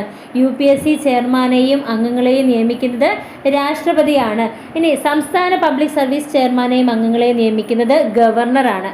സംസ്ഥാന പബ്ലിക് സർവീസ് കമ്മീഷനെയും അംഗങ്ങളെയും നിയമിക്കുന്നത് ഗവർണറാണ്. UPSC, PSC എന്നിവ ഭരണഘടനാ സ്ഥാപനങ്ങളാണ്. UPSC, PSC എന്നിവ ഭരണഘടനാ സ്ഥാപനങ്ങളാണ്. ഉദ്യോഗസ്ഥ വൃന്ദത്തിൻ്റെ സവിശേഷതകൾ എന്തൊക്കെയാണ്? ശ്രേണീപരമായ സംഘാടനം, സ്ഥിരത, യോഗ്യത അടിസ്ഥാനമാക്കി നിയമനം, രാഷ്ട്രീയ നിഷ്പക്ഷത, നിഷ്പക്ഷത, വൈദഗ്ധ്യം. എന്തൊക്കെയാണ് ഉദ്യോഗസ്ഥ വൃന്ദത്തിന്റെ സവിശേഷതകൾ എന്ന് പറഞ്ഞാൽ ശ്രേണീപരമായ സംഘാടനം, സ്ഥിരത, യോഗ്യത അടിസ്ഥാനമാക്കി നിയമനം, രാഷ്ട്രീയ നിഷ്പക്ഷത, വൈദഗ്ധ്യം. ഇങ്ങനെയുള്ളതായിരിക്കണം ആര്? ഉദ്യോഗസ്ഥ വൃന്ദം. ഏറ്റവും ഉയർന്ന തലത്തിലുള്ള ഒരു ഉദ്യോഗസ്ഥനും താഴെ തലത്തിലേക്ക് വരും തോറും കൂടുതൽ ഉദ്യോഗസ്ഥരും ഉൾക്കൊള്ളുന്ന രീതി അറിയപ്പെടുന്നത് ശ്രേണീപരമായ സംഘാടനം. ഇലക്ട്രോണിക് സാങ്കേതിക വിദ്യയുടെ ഭരണരംഗത്തെ ഉപയോഗം, ഇ ഗവേണിംഗ്. ഇലക്ട്രോണിക് സാങ്കേതിക വിദ്യയുടെ ഭരണരംഗത്തെ ഉപയോഗത്തെ എന്ന് പറയാ ഇ ഗവേണിംഗ് എന്നറിയപ്പെടുന്നു. ഈ ഗവേണൻസിലൂടെ ഗവൺമെന്റ് നൽകുന്ന സേവനങ്ങൾ ജനങ്ങൾക്ക് പ്രയോജനപ്പെടുത്തുന്നതിനുള്ള സംരംഭമാണ് അക്ഷയ കേന്ദ്രം. ഇന്റർനെറ്റ് ഇലക്ട്രോണിക് സാങ്കേതിക വിദ്യയുടെ പ്രാഥമിക അറിവാണ് ഇ സാക്ഷരത. ഇന്റർനെറ്റ് ഇലക്ട്രോണിക് സാങ്കേതിക വിദ്യയുടെ പ്രാഥമിക അറിവിനെ ഇ സാക്ഷരത എന്ന് പറയുന്നു. സുതാര്യവും ചുറുചുറുക്കുമുള്ള ഗവൺമെന്റ് പദ്ധതി. എല്ലാവരിലും സുരക്ഷിതമായും വേഗത്തിലും ഡിപ്പാർട്ട്മെന്റ് തലത്തിലുള്ള തടസ്സങ്ങളില്ലാതെയും എത്തുന്ന വിവരങ്ങൾ, എല്ലാ പൗരന്മാർക്കും യാതൊരു പക്ഷഭേദവും ഇല്ലാതെ വ്യക്തമായ സേവനം ലഭ്യമാക്കുന്ന പദ്ധതി എന്നൊക്കെ ഈ ഗവേണൻസിനെ അഭിപ്രായപ്പെട്ടത് ഡോക്ടർ APJ അബ്ദുൽ കലാമാണ്. അദ്ദേഹം എന്താ പറഞ്ഞത്?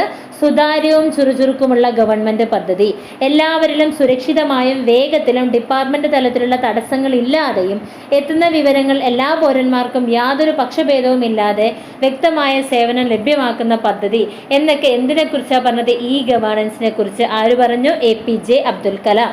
വിവരാവകാശ നിയമം നിലവിൽ വന്നത് 2005 വിവരാവകാശ നിയമം 2005. വിവരാവകാശ നിയമം പ്രാവർത്തികമാക്കാൻ പ്രവർത്തിച്ച സംഘടനയാണ് രാജസ്ഥാനിലെ മസ്തൂർ കിസാൻ ശക്തി സംഘാതൻ.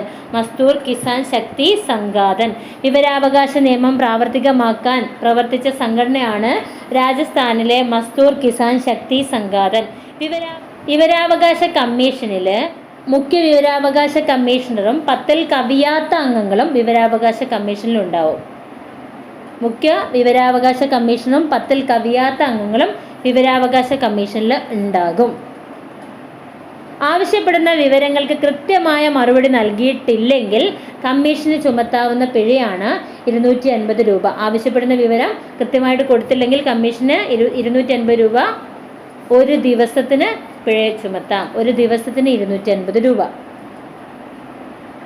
വിവരാവകാശ നിയമം വെളിപ്പെടുത്തേണ്ടാത്ത വിവരങ്ങൾ എന്തൊക്കെയാണ്? രാജ്യസുരക്ഷയെയും അഖണ്ഡതയെയും ബാധിക്കുന്ന വിവരങ്ങൾ, കോടതി പരിഗണനയിലുള്ളവ, വ്യക്തിയുടെ ജീവനും സുരക്ഷയ്ക്കും ഭീഷണിയാവുന്നവ, ഇതൊന്നും വിവരാവകാശ നിയമം വഴി എന്ത് ചെയ്തത്? വെളിപ്പെടുത്താൻ പാടില്ല. ഓരോ സർക്കാർ ഓഫീസും നൽകുന്ന സേവനങ്ങൾ എത്ര കാലപരിധിക്കുള്ളിൽ നൽകണമെന്ന് അനുശാസിക്കുന്ന നിയമമാണ് സേവനാവകാശ നിയമം. ഓരോ സർക്കാർ ഓഫീസും നൽകുന്ന സേവനങ്ങൾ എത്ര കാലപരിധിക്കുള്ളിൽ നൽകണമെന്ന് അനുശാസിക്കുന്ന നിയമമാണ് സേവനാവകാശ നിയമം. ദേശീയ തലത്തിൽ അഴിമതി തടയുന്നതിനായി രൂപം നൽകിയ സ്ഥാപനമാണ് ലോക്പാൽ. ദേശീയ തലത്തിൽ അഴിമതി തടയുന്നതിനായി രൂപം നൽകിയ സ്ഥാപനമാണ് ലോക്പാൽ. സംസ്ഥാന തലത്തിൽ അഴിമതി കേസുകൾ പരിശോധിക്കുന്നതിന് രൂപം നൽകിയത് ലോകായുക്ത. ദേശീയ തലത്തിൽ അഴിമതി തടയുന്നതിനായി സെൻട്രൽ വിജിലൻസ് കമ്മീഷന് രൂപം നൽകിയത് 1964 ദേശീയ തലത്തിൽ അഴിമതി തടയുന്നതിനായി രൂപം നൽകിയ സ്ഥാപനമാണ് ലോക്പാൽ. ദേശീയ തലത്തിൽ അഴിമതി തടയുന്നതിനായി സെൻട്രൽ വിജിലൻസ് കമ്മീഷൻ രൂപം നൽകിയത് 1964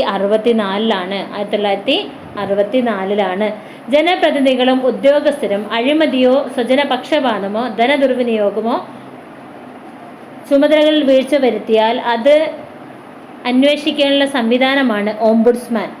ജനപ്രതിനിധികളും ഉദ്യോഗസ്ഥരും അഴിമതിയോ സ്വജനപക്ഷപാതമോ ദുർവിനിയോഗമോ ഇത്തരത്തിൽ അവരുടെ ചുമതലകളിൽ വീഴ്ചകൾ വരുത്തിയാൽ അത് അന്വേഷിക്കുന്ന സംവിധാനമാണ് എന്ത്? ഓംബുഡ്സ്മാൻ. ഓംബുഡ്സ്മാനായി നിയമിക്കുന്നത് സർവീസിൽ നിന്നും വിരമിച്ച ഹൈക്കോടതി ജഡ്ജിയാണ്. ഓംബുഡ്സ്മാൻ സർവീസിൽ നിന്നും വിരമിച്ച ഹൈക്കോടതി ജഡ്ജി ആയിരിക്കും.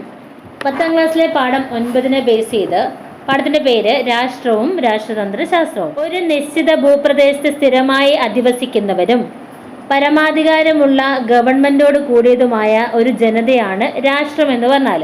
രാഷ്ട്ര രൂപീകരണത്തിന് അനിവാര്യമായുള്ള ഘടകങ്ങൾ: ജനങ്ങൾ, ഭൂപ്രദേശം, ഗവൺമെന്റ്, പരമാധികാരം. സമുദ്ര സാമീപ്യമുള്ള രാജ്യങ്ങളുടെ തീരപ്രദേശത്ത് നിന്നും 12 നോട്ടിക്കൽ മൈൽ ദൂരമുള്ള കടലും ആ ഒരു രാജ്യത്തിന്റെ ഭൂപ്രദേശമായിട്ട് കണക്കാക്കും. ഈ മേഖല അറിയപ്പെടുന്നത് ടെറിട്ടോറിയൽ വാട്ടേഴ്സ് എന്നാണ്. Territorial waters.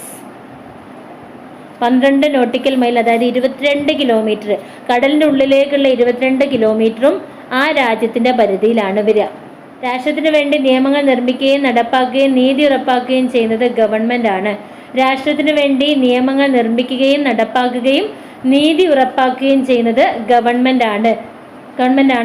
ബാഹ്യ നിയന്ത്രണമില്ലാതെ ആഭ്യന്തര വിഷയങ്ങളിൽ തീരുമാനമെടുക്കാനും അന്തർദേശീയ വിഷയങ്ങളിൽ സ്വന്തമായി നിലപാടെടുക്കാനുമുള്ള പൂർണ്ണമായുള്ള അധികാരം രാഷ്ട്രത്തിനുണ്ട്. രാഷ്ട്രത്തിൻ്റെ ഈ അധികാരത്തെ പരമാധികാരം എന്ന പേരിൽ അറിയപ്പെടുന്നു. ബാഹ്യ നിയന്ത്രണമില്ലാതെ ആഭ്യന്തര വിഷയങ്ങളിൽ തീരുമാനമെടുക്കാനും അന്തർദേശീയ വിഷയങ്ങളിൽ സ്വന്തമായി നിലപാടെടുക്കാനുമുള്ള പൂർണ്ണമായ അധികാരം രാഷ്ട്രത്തിനുണ്ട്. ഇതിനെ രാഷ്ട്രത്തിൻ്റെ അധികാരം അഥവാ പരമാധികാരം എന്ന പേരിൽ അറിയപ്പെടുന്നു. പരമാധികാരത്തിന് 2 തലങ്ങളുണ്ട്. ഏതൊക്കെയാണ്? ആഭ്യന്തര പരമാധികാരവും ബാഹ്യ പരമാധികാരവും. ഭൂപ്രദേശ പരിധിക്കുള്ളിൽ എല്ലാ വിഷയത്തിലും തീരുമാനമെടുക്കാനുള്ള അധികാരത്തെയാണ് ആഭ്യന്തര പരമാധികാരം എന്ന് പറയാം. ഒരു ഭൂപ്രദേശത്തിന്റെ പരിധിക്കുള്ളിൽ എല്ലാ വിഷയങ്ങളും തീരുമാനമെടുക്കാനുള്ള അധികാരത്തെ ആഭ്യന്തര പരമാധികാരം എന്ന് പറയുന്നു. എന്നാൽ അന്തർദേശീയ തലങ്ങളിൽ സ്വന്തമായി തീരുമാനമെടുക്കാനുള്ള അധികാരത്തെ ബാഹ്യ പരമാധികാരം എന്ന പേരിൽ അറിയപ്പെടുന്നു. രാഷ്ട്രത്തിൻ്റെ ലക്ഷ്യം ഏറ്റവും കൂടുതൽ പേർക്ക് ഏറ്റവും കൂടുതൽ നന്മ ചെയ്യലാണ് എന്ന് പറഞ്ഞത് ജർമ്മി ബന്ധാം. രാഷ്ട്രത്തിൻ്റെ ലക്ഷ്യം ഏറ്റവും കൂടുതൽ പേർക്ക് ഏറ്റവും കൂടുതൽ നന്മ ചെയ്യലാണ് എന്ന് പറഞ്ഞത് ആരാണ്? ജർമ്മി ബന്ധാം. ഗ്രീക്ക് ചിന്തകനായ പ്ലാറ്റോയും അരിസ്റ്റോട്ടലും രാഷ്ട്രത്തിൻ്റെ പ്രധാന ചുമതലയായി കണക്കാക്കിയത് പൗരന് മെച്ചപ്പെട്ട ജീവിതം നൽകുക എന്നുള്ളതാണ്. പൗരന് മെച്ചപ്പെട്ട ജീവിതം നൽകുകയാണ് രാഷ്ട്രത്തിൻ്റെ പ്രധാന ചുമതല എന്ന് ആര് പറഞ്ഞു? ഗ്രീക്ക് ചിന്തകനായ പ്ലാറ്റോയും അരിസ്റ്റോട്ടലും. രാഷ്ട്രത്തിൻ്റെ ചുമതല 2 തരമുണ്ട്: നിർബന്ധിതമായ ചുമതലയും വിവേചനപരമായ ചുമതലയും. നിർബന്ധിതമായ ചുമതല എന്ന് പറയുമ്പോൾ അതിർത്തി സംരക്ഷണം, ആഭ്യന്തര സമാധാനം, അവകാശ സംരക്ഷണം, നീതി നടപ്പാക്കൽ. അതിർത്തി സംരക്ഷണം, ആഭ്യന്തര സമാധാനം, അവകാശ സംരക്ഷണം, നീതി നടപ്പാക്കൽ. ഇത് നിർബന്ധിതമായ ചുമതലയാണ്. ഈ വിവേചനപരമായ ചുമതല എന്ന് പറഞ്ഞാൽ ആരോഗ്യ സംരക്ഷണം നൽകുക, വിദ്യാഭ്യാസ സൗകര്യം ഒരുക്കുക, ക്ഷേമ പദ്ധതികൾ നടപ്പാക്കുക, ഒരു ഗതാഗത സൗകര്യം ഒരുക്കുക. അപ്പോൾ ആരോഗ്യ സംരക്ഷണവും അതുപോലെ വിദ്യാഭ്യാസ സംരക്ഷണവും ക്ഷേമ പദ്ധതികൾ, ഗതാഗത സൗകര്യം, ഇതെല്ലാം വിവേചനപരമായ ചുമതലകളാണ്. നിർബന്ധ ചുമതലകൾ ഏതൊക്കെയാണ്? അതിർത്തി സംരക്ഷിക്കുക, ആഭ്യന്തര സമാധാനം, അവകാശ സംരക്ഷണം, നീതി നടപ്പാക്കൽ. അപ്പം രാഷ്ട്രം എല്ലാ കാലത്തും നിർബന്ധമായി നിർവഹിക്കേണ്ട ചുമതലകളാണ് നിർബന്ധ ചുമതല. രാഷ്ട്രത്തിന്റെ സാമ്പത്തിക സ്ഥിതിക്ക് അനുസരിച്ച് നിർവഹിക്കേണ്ടതാണ് വിവേചനപരമായ ചുമതലകൾ. പുരോഗമനപരമായ പ്രവർത്തനങ്ങൾ ഏറ്റെടുത്ത് നടപ്പാക്കുന്ന രാഷ്ട്രത്തെ വിളിക്കുന്നത് ക്ഷേമരാഷ്ട്രം. പുരോഗമനമായ പ്രവർത്തനങ്ങൾ ഏറ്റെടുത്ത് നടക്കുന്ന രാഷ്ട്രത്തെ ക്ഷേമരാഷ്ട്രം എന്ന് വിളിക്കുന്നു. രാഷ്ട്ര രൂപീകരണ സിദ്ധാന്തങ്ങളിൽ ഏറ്റവും സ്വീകാര്യമായത് പരിണാമ സിദ്ധാന്തം. രാഷ്ട്ര രൂപീകരണ സിദ്ധാന്തങ്ങളിൽ ഏറ്റവും സ്വീകാര്യമായത് പരിണാമ സിദ്ധാന്തമാണ്. പൊതുവായ ദേശീയ കാഴ്ചപ്പാടിനെ അടിസ്ഥാനമാക്കി രൂപം കൊള്ളുന്നത് കൊണ്ട് ഇന്ന് രാഷ്ട്രങ്ങൾ പൊതുവെ അറിയപ്പെടുന്നത് ദേശരാഷ്ട്രം എന്നാണ്. പൊതുവായ ദേശീയ കാഴ്ചപ്പാടിനെ അടിസ്ഥാനമാക്കി രൂപം കൊള്ളുന്നതുകൊണ്ടാണ് ദേശരാഷ്ട്രം അഥവാ നാഷൻ സ്റ്റേറ്റ് എന്ന പേരിൽ അറിയപ്പെടുന്നത്. ഒരു രാഷ്ട്രത്തിൻ്റെ നിയമനിർമ്മാണ നടപടികളിലും നീതി നിർവഹണത്തിലും പങ്കെടുക്കാൻ അധികാരമുള്ള ഏത് വ്യക്തിയെയും ആ രാഷ്ട്രത്തിലെ പൗരൻ എന്ന് വിളിക്കാം എന്ന് പറഞ്ഞത് അരിസ്റ്റോട്ടലാണ്. ഒരു രാഷ്ട്രത്തിൻ്റെ നിയമനിർമ്മാണ നടപടികളിലും നീതി നിർവഹണത്തിലും പങ്കെടുക്കാൻ അധികാരമുള്ള ഏതൊരു വ്യക്തിയെയും ആ രാഷ്ട്രത്തിലെ പൗരൻ എന്ന് വിളിക്കാം എന്ന് പറഞ്ഞത് ആരാണ്? അരിസ്റ്റോട്ടിൽ എന്താ പറഞ്ഞത്? ഒരു രാഷ്ട്രത്തിൻ്റെ നിയമനിർമ്മാണ നടപടികളിലും നീതി നിർവഹണത്തിലും പങ്കെടുക്കാൻ അധികാരമുള്ള ഏത് വ്യക്തിയെയും ആ രാഷ്ട്രത്തിലെ പൗരൻ എന്ന് വിളിക്കാം. ഇനി രാഷ്ട്ര രൂപീകരണ സിദ്ധാന്തങ്ങൾ. ദൈവദത്ത സിദ്ധാന്തം. രാഷ്ട്രം ദൈവമാണ് സൃഷ്ടിച്ചത്. രാജാവ് ദൈവത്തിൻ്റെ പ്രതിപുരുഷനാണ്. ദൈവത്തോട് മാത്രമേ രാജാവിന് കടപ്പാടുള്ളൂ. ഇതാണ് ദൈവദത്ത സിദ്ധാന്തം. ഇനി പരിണാമ സിദ്ധാന്തം എന്ന് പറഞ്ഞാലോ, രാഷ്ട്രം ചരിത്ര സൃഷ്ടിയാണ്. സാമൂഹിക പരിണാമ പ്രക്രിയയിലൂടെയാണ് രാഷ്ട്രം രൂപപ്പെട്ടത്. ഇനി സാമൂഹിക ഉടമ്പടി സിദ്ധാന്തം എന്ന് പറഞ്ഞാലോ, ജനങ്ങൾ രൂപം നൽകിയ ഒരു കരാറിലൂടെ രാഷ്ട്രം നിലവിൽ വന്നു. മനുഷ്യന്റെ ആവശ്യങ്ങൾ സാക്ഷാത്കരിക്കുന്നതിന് വേണ്ടി അവർ രാഷ്ട്രത്തിന് രൂപം നൽകി. ഇതാണ് സാമൂഹിക ഉടമ്പടി സിദ്ധാന്തം. ജനങ്ങൾ രൂപം നൽകിയ ഒരു കരാറിലൂടെ രാഷ്ട്രം നിലവിൽ വന്നു എന്ന് പറഞ്ഞതാണിത് സാമൂഹിക ഉടമ്പടി സിദ്ധാന്തം. മനുഷ്യന്റെ ആവശ്യങ്ങൾ സാക്ഷാത്കരിക്കുന്നതിന് വേണ്ടി അവർ രാഷ്ട്രത്തിന് രൂപം നൽകി. ഓക്കെ, ഇതാണ് സാമൂഹിക ഉടമ്പടി സിദ്ധാന്തം. എന്താണ് ശക്തി സിദ്ധാന്തം? ശക്തരായവർ ദുർബലരായവരുടെ മേൽ ആധിപത്യം സ്ഥാപിച്ചതിലൂടെ രാഷ്ട്രം രൂപീകരിക്കപ്പെട്ടു. ശക്തരായവർ ദുർബലരായവരുടെ മേൽ ആധിപത്യം സ്ഥാപിക്കുന്നതിലൂടെ രാഷ്ട്രം രൂപപ്പെട്ടു എന്ന സിദ്ധാന്തമാണ് ശക്തി സിദ്ധാന്തം. ഇതിൽ ഏറ്റവും കൂടുതൽ സ്വീകാര്യമായത് പരിണാമ സിദ്ധാന്തമാണ്. അതായത് രാഷ്ട്രം ചരിത്ര സൃഷ്ടിയാണ്, സാമൂഹിക പരിണാമ പ്രക്രിയയിലൂടെയാണ് രാഷ്ട്രം രൂപപ്പെട്ടത് എന്നുള്ളത്. അപ്പോൾ ഒരു രാജ്യത്തിലെ പൂർണ്ണവും തുല്യവുമായുള്ള അംഗത്വത്തെയാണ് എന്ത് പറയുക? പൗരത്വം എന്ന് പറയാം. വാസ്തുവിദ്യാ മേഖലയിലെ ഗാന്ധിജി എന്ന് പറയുന്നത് ആരെയാണ്? ലാറി ബേക്കറെയാണ്. വാസ്തുവിദ്യാ മേഖലയിലെ ഗാന്ധിജി എന്ന് പറഞ്ഞത് ലാറി ബേക്കറെയാണ്. ലാറി ബേക്കറിന് ഇന്ത്യൻ പൗരത്വം ലഭിച്ചത് 1989 ലാറി ബേക്കറിന് 1989 ഇന്ത്യൻ പൗരത്വം ലഭിച്ചു. ലാറി ബേക്കർ ജനിച്ചത് 1917 ബ്രിട്ടനിലെ ബർമിംഗ്ഹാമിലാണ്. ലാറി ബേക്കർ ജനിച്ചത് 1917 ബ്രിട്ടനിലെ ബർമിംഗ്ഹാമിലാണ്. 1989 ഇന്ത്യൻ പൗരത്വം ലഭിച്ചു. വാസ്തുവിദ്യാ മേഖലയിലെ ഗാന്ധിജി എന്ന് ലാറി ബേക്കറെ വിശേഷിപ്പിക്കുന്നു. ജന്മനാ ലഭിക്കുന്ന പൗരത്വം സ്വാഭാവിക പൗരത്വം. ഒരു രാജ്യത്തിന് നിലവിലുള്ള നിയമാനുസൃത നടപടികൾ പാലിച്ചുകൊണ്ട് ഒരാൾ നേടുന്ന പൗരത്വമാണ് ആർജിത പൗരത്വം. അതായത് ഇവിടെ വന്നതിന് ശേഷം ഇവിടുത്തെ നിയമ നടപടികൾക്കനുസരിച്ച് നേടിയെടുക്കുന്ന പൗരത്വമാണ് ആർജിത പൗരത്വം. രാഷ്ട്രവുമായി ബന്ധപ്പെട്ട പഠന മേഖല രാഷ്ട്രതന്ത്ര ശാസ്ത്രം. രാഷ്ട്രത്തെക്കുറിച്ചും ഗവൺമെന്റിനെ കുറിച്ചുമുള്ള പഠനമാണ് രാഷ്ട്രതന്ത്ര ശാസ്ത്രം എന്ന് പറഞ്ഞത് ആരാണ്? അരിസ്റ്റോട്ടിലാണ്. രാഷ്ട്രത്തെക്കുറിച്ചും ഗവൺമെന്റിനെ കുറിച്ചുള്ള പഠനമാണ് രാഷ്ട്രതന്ത്ര ശാസ്ത്രം എന്ന് പറഞ്ഞത് അരിസ്റ്റോട്ടിലാണ്. രാഷ്ട്രീയ വിഷയങ്ങൾ ചർച്ച ചെയ്യുന്ന അരിസ്റ്റോട്ടിൻ്റെ കൃതിയാണ് പൊളിറ്റിക്സ്. രാഷ്ട്രീയ വിഷയങ്ങൾ ചർച്ച ചെയ്യുന്ന അരിസ്റ്റോട്ടിൻ്റെ കൃതി പൊളിറ്റിക്സ്. ഇതിൽ രാഷ്ട്രത്തെ സമഗ്രമായിട്ട് വിശകലനം ചെയ്യുന്നു. വാസ്തുവിദ്യാ മേഖലയിലെ ഗാന്ധിജി ആരാണ്? Larry Baker. ലാറി ബേക്കറിന് ഇന്ത്യൻ പൗരത്വം ലഭിച്ചത് 1989 അദ്ദേഹം 1917 ബ്രിട്ടനിലെ ബർമിംഗ്ഹാമിലാണ് ജനിച്ചത്. 1917 ബ്രിട്ടനിലെ ബർമിംഗ്ഹാമിൽ ജനിച്ചു. 1989 ഇന്ത്യൻ പൗരത്വം ലഭിച്ചു. അദ്ദേഹത്തെ ഏത് പേരിൽ അറിയപ്പെടുന്നത്? വാസ്തുവിദ്യാ മേഖലയിലെ ഗാന്ധിജി. ജന്മനാ ലഭിക്കുന്ന പൗരത്വത്തെ സ്വാഭാവിക പൗരത്വം എന്നറിയപ്പെടുന്നു. ജന്മനാ ലഭിക്കുന്ന പൗരത്വമാണ് സ്വാഭാവിക പൗരത്വം. ഒരു രാജ്യത്ത് നിലവിലുള്ള നിയമാനുസൃത നടപടികൾ പാലിച്ചുകൊണ്ട് ഒരാൾ നേടുന്ന പൗരത്വമാണ് ആർജിത പൗരത്വം. ഒരു രാജ്യത്ത് നിലവിലുള്ള നിയമാനുസൃത നടപടികളൊക്കെ പാലിച്ചുകൊണ്ട് ഒരാൾ നേടുന്ന പൗരത്വത്തെ ആർജിത പൗരത്വം എന്ന് പറയുന്നു. രാഷ്ട്രവുമായി ബന്ധപ്പെട്ട പഠന മേഖലയാണ് രാഷ്ട്രതന്ത്ര ശാസ്ത്രം. രാഷ്ട്രത്തെക്കുറിച്ചും ഗവൺമെന്റിനെ കുറിച്ചുമുള്ള പഠനമാണ് രാഷ്ട്രതന്ത്ര ശാസ്ത്രം എന്ന് പറഞ്ഞത് അരിസ്റ്റോട്ടിലാണ്. രാഷ്ട്രത്തെക്കുറിച്ചും ഗവൺമെന്റിനെ കുറിച്ചുമുള്ള പഠനമാണ് രാഷ്ട്രതന്ത്ര ശാസ്ത്രം എന്ന് പറഞ്ഞത് അരിസ്റ്റോട്ടിലാണ്. അദ്ദേഹത്തിന്റെ കൃതിയാണ് പൊളിറ്റിക്സ്. ഇതിൽ എന്തൊക്കെയുണ്ട്? രാഷ്ട്രീയ വിഷയങ്ങൾ ചർച്ച ചെയ്യുന്നു, അതുപോലെ രാഷ്ട്രത്തെ സമഗ്രമായി വിശകലനം ചെയ്യുന്നു. രാഷ്ട്രീയ വിഷയങ്ങൾ ചർച്ച ചെയ്യുന്നു, രാഷ്ട്രത്തെ സമഗ്രമായിട്ട് വിശകലനം ചെയ്യുന്നു. രാഷ്ട്രതന്ത്ര ശാസ്ത്രത്തിന്റെ പിതാവ് അരിസ്റ്റോട്ടിലാണ്. രാഷ്ട്രതന്ത്ര ശാസ്ത്രത്തിന്റെ പിതാവ് ആരാണ്? അരിസ്റ്റോട്ടിലാണ്. പൊളിറ്റിക്സ് എന്ന പദം രൂപം കൊണ്ടത് നഗരരാഷ്ട്രം എന്ന അർത്ഥം വരുന്ന ഗ്രീക്ക് പദമായിട്ടുള്ള പോളീസ് എന്ന വാക്കിൽ നിന്നാണ്. നഗരരാഷ്ട്രം എന്നർത്ഥം വരുന്ന ഗ്രീക്ക് പദമായിട്ടുള്ള പോളീസ് എന്ന പദത്തിൽ നിന്നുമാണ് പൊളിറ്റിക്സ് എന്ന പദം ഉരുത്തിരിഞ്ഞു വന്നിട്ടുള്ളത്. രാഷ്ട്രതന്ത്ര ശാസ്ത്രത്തിന്റെ പ്രധാന മേഖലകൾ പൊതുഭരണം, താരതമ്യ രാഷ്ട്രീയം, അന്തർദേശീയ രാഷ്ട്രീയം, രാഷ്ട്രീയ സിദ്ധാന്തങ്ങൾ. നിങ്ങൾ രാഷ്ട്രീയത്തിൽ സജീവമായി ഇടപെടാതിരിക്കുന്നതിൻ്റെ പരിണിത ഫലം നിങ്ങളെക്കാൾ മോശമായവർ നിങ്ങളെ ഭരിക്കുമെന്ന് പറഞ്ഞത് പ്ലാറ്റോ ആണ്. 10ാം ക്ലാസ്സിലെ പാഠം 10 പൗരബോധം എന്ന ചാപ്റ്റർ നോക്കാം. മംഗലാപുരത്തിനടുത്തുള്ള ന്യൂ പദപ്പ ഗ്രാമത്തിൽ പഞ്ചായത്ത് സ്കൂൾ സ്ഥാപിച്ച് ആയിരക്കണക്കിന് കുട്ടികൾക്ക് വിദ്യാഭ്യാസത്തിന് അവസരം നൽകിയ വ്യക്തിയാണ് ഹജ്ജബ. മംഗലാപുരത്തിനടുത്തുള്ള ന്യൂ പദപ്പ ഗ്രാമത്തിൽ പഞ്ചായത്ത് സ്കൂൾ സ്ഥാപിച്ച് ആയിരക്കണക്കിന് കുട്ടികൾക്ക് വിദ്യാഭ്യാസ അവസരം നൽകിയ വ്യക്തിയാണ് ഹജ്ജബ. കണ്ടൽക്കാടുകളുടെ സംരക്ഷണത്തിന് സ്വജീവിതം സമർപ്പിച്ച വ്യക്തിയാണ് കല്ലേൽ പൊക്കുടൻ. കണ്ടൽക്കാടുടെ സംരക്ഷണം കല്ലേൽ പൊക്കുടൻ. അദ്ദേഹം ജനിച്ചത് കണ്ണൂർ ജില്ലയിലെ പഴയങ്ങാടി ഗ്രാമത്തിലാണ് കല്ലേൽ പൊക്കുടൻ ജനിച്ചത്. പൗരബോധം രൂപപ്പെടുത്തുന്നതിനുള്ള പ്രധാന ഘടകങ്ങൾ ഏതൊക്കെയാണ്? 1 കുടുംബം, വിദ്യാഭ്യാസം, സംഘടനകൾ, സാമൂഹിക വ്യവസ്ഥ, രാഷ്ട്രീയ വ്യവസ്ഥ, ജനാധിപത്യ വ്യവസ്ഥ.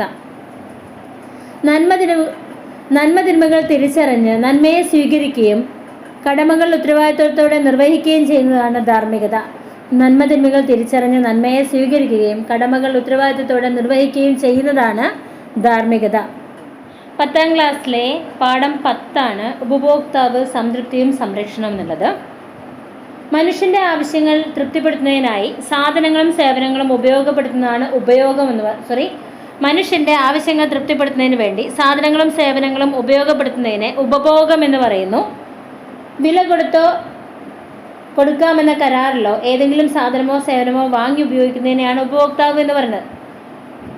വില കൊടുക്കാമെന്ന കരാറിലോ ഏതെങ്കിലും സാധനമോ സേവനമോ വാങ്ങി ഉപയോഗിക്കുന്ന ആളാണ് ഉപഭോക്താവ്. അപ്പം നമ്മൾ ഈ ഒരു ചാപ്റ്ററിലുള്ള എല്ലാ കാര്യങ്ങളും പറയാം. നമുക്ക് പറയാനുള്ളത് ഉപഭോക്തൃ സംരക്ഷണ നിയമത്തെക്കുറിച്ചാണ്. 1986 ഡിസംബർ 24 ഉപഭോക്തൃ സംരക്ഷണ നിയമം അഥവാ കൺസ്യൂമർ പ്രൊട്ടക്ഷൻ ആക്ട് നിലവിൽ വന്നത്. 1986 ഡിസംബർ 24 ഉപഭോക്തൃ സംരക്ഷണ നിയമം നിലവിൽ വന്നു. നമ്മുടെ പരിസരം സന്ദർശിക്കുന്ന ഏറ്റവും പ്രധാനപ്പെട്ട ആൾ ഉപഭോക്താവാണ്. അദ്ദേഹം നമ്മെ ആശ്രയിക്കുകയല്ല, നാം അദ്ദേഹത്തെ ആശ്രയിക്കുകയാണ് എന്ന് പറഞ്ഞത് ഗാന്ധിജിയാണ്. നമ്മുടെ പരിസരം സന്ദർശിക്കുന്ന ഏറ്റവും പ്രധാനപ്പെട്ട ആൾ ഉപഭോക്താവാണ്. അദ്ദേഹം നമ്മെ ആശ്രയിക്കുകയല്ല, നാം അയാളെ ആശ്രയിക്കുകയാണ് എന്ന് പറഞ്ഞത് ആരാണ്? ഗാന്ധിജിയാണ്. ഉപഭോക്തൃ കോടതികൾ സ്ഥാപിക്കാൻ ഇടയാക്കിയ നിയമമാണ് 1986 ഉപഭോക്തൃ സംരക്ഷണ നിയമം. ഉപഭോക്തൃ സംരക്ഷണ നിയമം പാസാക്കിയത് 1986 ഡിസംബർ 24. ഉപഭോക്താവിന് ഉൽപ്പാദനത്തിൽ നിന്നോ വിതരണക്കാരിൽ നിന്നോ തൃപ്തികരമല്ലാത്ത അനുഭവങ്ങൾ ഉണ്ടാകുമ്പോൾ ഉപഭോക്താവിനെ നിയമപരമായി സഹായിക്കാൻ ചുമതലപ്പെട്ട സംവിധാനമാണ് ഉപഭോക്തൃ കോടതികൾ. 1 കോടി രൂപ വരെയുള്ള ഉപഭോക്തൃ തർക്കങ്ങളിൽ തീർപ്പ് കൽപ്പിക്കാൻ അധികാരമുള്ള ജില്ലാതലത്തിൽ പ്രവർത്തിക്കുന്ന ഉപഭോക്തൃ കോടതിയാണ് ജില്ലാ ഉപഭോക്തൃ തർക്ക പരിഹാര ഫോറം. 1 കോടി രൂപ വരെയുള്ള ഉപഭോക്തൃ തർക്കങ്ങളിൽ തീർപ്പ് കൽപ്പിക്കാൻ അധികാരമുള്ള ജില്ലാതലത്തിൽ പ്രവർത്തിക്കുന്ന ഉപഭോക്തൃ കോടതിയാണ് ജില്ലാ ഉപഭോക്തൃ തർക്ക പരിഹാര ഫോറം. 10 കോടി രൂപ വരെയുള്ള തർക്കങ്ങളിൽ തീർപ്പ് കൽപ്പിക്കാൻ സംസ്ഥാന തലത്തിൽ പ്രവർത്തിക്കുന്ന ഉപഭോക്തൃ കോടതിയാണ് സംസ്ഥാന ഉപഭോക്തൃ തർക്ക പരിഹാര കമ്മീഷൻ. സംസ്ഥാന ഉപഭോക്തൃ തർക്ക പരിഹാര കമ്മീഷൻ. 10 കോടിക്ക് മുകളിലുള്ള നഷ്ടപരിഹാരം ആവശ്യപ്പെടുന്ന തർക്കങ്ങളിൽ തീർപ്പ് കൽപ്പിക്കുന്ന ദേശീയ തലത്തിൽ പ്രവർത്തിക്കുന്ന ഉപഭോക്തൃ കോടതിയാണ് ദേശീയ ഉപഭോക്തൃ പരിഹാര കമ്മീഷൻ. ദേശീയ ഉപഭോക്തൃ പരിഹാര കമ്മീഷൻ. ഉപഭോക്തൃ സംരക്ഷണ നിയമപ്രകാരം അതത് സർക്കാരുകൾക്ക് ഉപഭോക്താവിൻ്റെ അവകാശങ്ങളുമായി ബന്ധപ്പെട്ട കാര്യങ്ങളിൽ ഉപദേശം നൽകാൻ രൂപം കൊടുത്ത ത്രിതല സമിതി ജില്ലാതല ഉപഭോക്തൃ സംരക്ഷണ കൗൺസിൽ, സംസ്ഥാന ഉപഭോക്തൃ സംരക്ഷണ കൗൺസിൽ, ദേശീയ ഉപഭോക്തൃ സംരക്ഷണ കൗൺസിൽ. അതായത് ഉപഭോക്തൃ സംരക്ഷണ നിയമപ്രകാരം അതാത് സർക്കാരുകൾക്ക് ഉപഭോക്താവിൻ്റെ അവകാശങ്ങളുമായി ബന്ധപ്പെട്ട കാര്യങ്ങളിൽ ഉപദേശം നൽകാൻ രൂപം കൊടുത്ത ത്രിതല സമിതിയാണ് ജില്ലാതല ഉപഭോക്തൃ സംരക്ഷണ കൗൺസിൽ, സംസ്ഥാന ഉപഭോക്തൃ സംരക്ഷണ കൗൺസിൽ, ദേശീയ ഉപഭോക്തൃ സംരക്ഷണ കൗൺസിൽ. ഉപഭോക്തൃ സംരക്ഷണ നിയമം കൂടാതെ ഉപഭോക്തൃ സംരക്ഷണത്തിനുള്ള മറ്റു നിയമങ്ങൾ ഏതൊക്കെയാണ്? സാധന വിൽപ്പന നിയമം 1930. സാധനങ്ങൾ വാങ്ങുന്നതിനുള്ള വ്യവസ്ഥകൾ പാലിക്കപ്പെടുന്നുവെന്ന് ഉറപ്പുവരുത്തുന്ന നിയമമാണ് സാധന വിൽപ്പന നിയമം. 1930 സാധന വിൽപ്പന നിയമം. സാധനങ്ങൾ വാങ്ങുന്നതിനുള്ള വ്യവസ്ഥകൾ പാലിക്കപ്പെടുന്നുവെന്ന് ഉറപ്പുവരുത്തുന്ന നിയമമാണിത്. ഇനി കാർഷികോൽപ്പന്ന നിയമം. കാർഷികോൽപ്പന്ന നിയമം 1937 കാർഷികോൽപ്പന്നങ്ങളുടെ നിലവാരം നിശ്ചയിക്കുന്നതാണ് കാർഷികോൽപ്പന്ന നിയമം.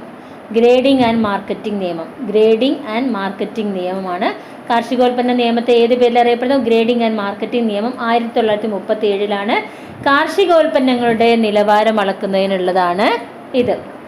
അവശ്യ സാധന നിയമം 1955. അപ്പോൾ സാധന നിയമം 30, കാർഷികോൽപ്പന്ന നിയമം 1937, അവശ്യ സാധന നിയമം 1955. കൊള്ളലാഭം, പൂഴ്ത്തിവെപ്പ്, കരിഞ്ചന്ത എന്നിവയിൽ നിന്ന് സംരക്ഷണം നൽകുന്ന നിയമമാണ് അവശ്യ സാധന നിയമം. അളവ് തൂക്ക നിലവാര നിയമം 1976 അളവ് തൂക്ക നിലവാര നിയമം 1976 അളവിലും തൂക്കത്തിലുമുള്ള കബളിപ്പിക്കൽ തടയാനുള്ള നിയമമാണ്. അളവ് തൂക്ക നിലവാരം ഉറപ്പുവരുത്തുന്നതിനുള്ള വകുപ്പ് ലീഗൽ മെട്രോളജി വകുപ്പാണ്. അളവ് തൂക്ക നിലവാരം ഉറപ്പുവരുത്തുന്നതിനുള്ള വകുപ്പ് ലീഗൽ മെട്രോളജി വകുപ്പ്. ലീഗൽ മെട്രോളജി വകുപ്പ്. അളവ് തൂക്ക നിലവാര നിയമം ഏതാ വർഷം? 1976. അവശ്യ സാധന നിയമം 1955. സാധന നിയമം 1930. ദെൻ സാധന നിയമം 1930. കാർഷികോൽപ്പന്ന നിയമം അല്ലെങ്കിൽ ഗ്രേഡിംഗ് ആൻഡ് മാർക്കറ്റിംഗ് നിയമം 1937. ഭക്ഷ്യവസ്തുക്കളുടെ ഗുണമേന്മ ഉറപ്പുവരുത്തുന്ന വകുപ്പ് ഭക്ഷ്യസുരക്ഷാ വകുപ്പ്. മരുന്നുകളുടെ വില നിയന്ത്രിക്കുന്നത് കേന്ദ്ര ഔഷധ വില നിയന്ത്രണ കമ്മിറ്റി. മരുന്നുകളുടെ വില നിയന്ത്രിക്കുന്നത് ആരാണ്? കേന്ദ്ര ഔഷധ വില നിയന്ത്രണ കമ്മിറ്റി. മരുന്നുകളുടെ ഗുണമേന്മ സുരക്ഷിതത്വം എന്നിവ ഉറപ്പുവരുത്തുന്നത് ഡ്രഗ്സ് കൺട്രോൾ വകുപ്പാണ്. മരുന്നുകളുടെ ഗുണമേന്മ സുരക്ഷിതത്വം എന്നിവ ഉറപ്പുവരുത്തുന്നത് ഡ്രഗ്സ് കൺട്രോൾ വകുപ്പ്. വില നിയന്ത്രിക്കുന്നത് കേന്ദ്ര ഔഷധ വില നിയന്ത്രണ കമ്മിറ്റി. ഗുണമേന്മ സുരക്ഷിതത്വം ഡ്രഗ്സ് കൺട്രോൾ വകുപ്പ്. ഉൽപാദനം, വിതരണം, സംഭരണം, വിൽപ്പന, ഇറക്കുമതി തുടങ്ങിയ വിവിധ ഘട്ടങ്ങളിൽ ഭക്ഷ്യവസ്തുക്കളുടെ ഗുണനിലവാരം ഉറപ്പാക്കുന്നത് food safety and standard authority of India. Food safety and standard authority of India. ഉൽപാദനം, വിതരണം, സംഭരണം, വിൽപ്പന, ഇറക്കുമതി എന്നിവ വിവിധ ഘട്ടങ്ങളിൽ ഭക്ഷ്യവസ്തുക്കളുടെ ഗുണനിലവാരം ഉറപ്പാക്കുന്നത് ആരാണ്? Food safety and standard authority of India. ഉൽപ്പന്നങ്ങളുടെ നിശ്ചിത ഗുണനിലവാരം ഉറപ്പാക്കാൻ ISI മുദ്ര നൽകുന്നത് bureau of Indian standard BIS ആണ്. ഉൽപ്പന്നങ്ങളുടെ ഗുണനിലവാരം ഉറപ്പാക്കാൻ വേണ്ടി ISI മുദ്ര നൽകുന്നത് ആരാണ്? Bureau of Indian standard. BIS ആണ് ISI മുദ്ര കൊടുക്കുന്നത്. ബ്യൂറോ ഓഫ് ഇന്ത്യൻ സ്റ്റാൻഡേർഡ് ആണ്. ഉൽപ്പന്നങ്ങളുടെ നിശ്ചിത ഗുണനിലവാരം ഉറപ്പാക്കാൻ വേണ്ടി ISI മുദ്ര കൊടുക്കുന്നത് ബ്യൂറോ ഓഫ് ഇന്ത്യൻ സ്റ്റാൻഡേർഡ് ആണ്. Bureau of Indian standard. സാധനങ്ങളുടെയും സേവനങ്ങളുടെയും ഗുണമേന്മ സാക്ഷ്യപ്പെടുത്താൻ ISO മുദ്ര നൽകുന്നത്. ഉൽപ്പന്നങ്ങളുടെ നിശ്ചിത ഗുണനിലവാരം ഉറപ്പെടുത്താൻ ISI മുദ്ര കൊടുക്കുന്നത് ബ്യൂറോ ഓഫ് ഇന്ത്യൻ സ്റ്റാൻഡേർഡ്. സാധനങ്ങളുടെയും സേവനങ്ങളുടെയും ഗുണമേന്മ സാക്ഷ്യപ്പെടുത്താൻ ISO മുദ്ര. ഓക്കെ. സാധനങ്ങളുടെയും സേവനങ്ങളുടെയും ഗുണമേന്മ സാക്ഷ്യപ്പെടുത്താൻ ISO മുദ്ര നൽകുന്നത് Indian national organisation for standardisation. സ്വർണ്ണാഭരണങ്ങളുടെ പരിശുദ്ധി സൂചിപ്പിക്കാൻ ഉപയോഗിക്കുന്നത് BIS ഹോൾമാർക്കാണ്. സ്വർണ്ണാഭരണങ്ങളുടെ പരിശുദ്ധി സൂചിപ്പിക്കാൻ BIS ഹോൾമാർക്ക്. ഇലക്ട്രോണിക് ഉപകരണങ്ങളിലെ ഗുണമേന്മ ഉപയോഗിക്കുന്ന ചിഹ്നം CE ആണ്. കാർഷിക വന ഉൽപ്പന്നങ്ങളുടെ ഗുണമേന്മ ഉറപ്പാക്കാൻ കേന്ദ്ര ഗവൺമെൻറ് നൽകുന്ന ചിഹ്നമാണ് അഗ്മാർക്ക്. കാർഷിക വന ഉൽപ്പന്നങ്ങളുടെ ഗുണമേന്മ ഉറപ്പാക്കാൻ കേന്ദ്ര ഗവൺമെൻറ് നൽകുന്ന ചിഹ്നമാണ് അഗ്മാർക്ക്.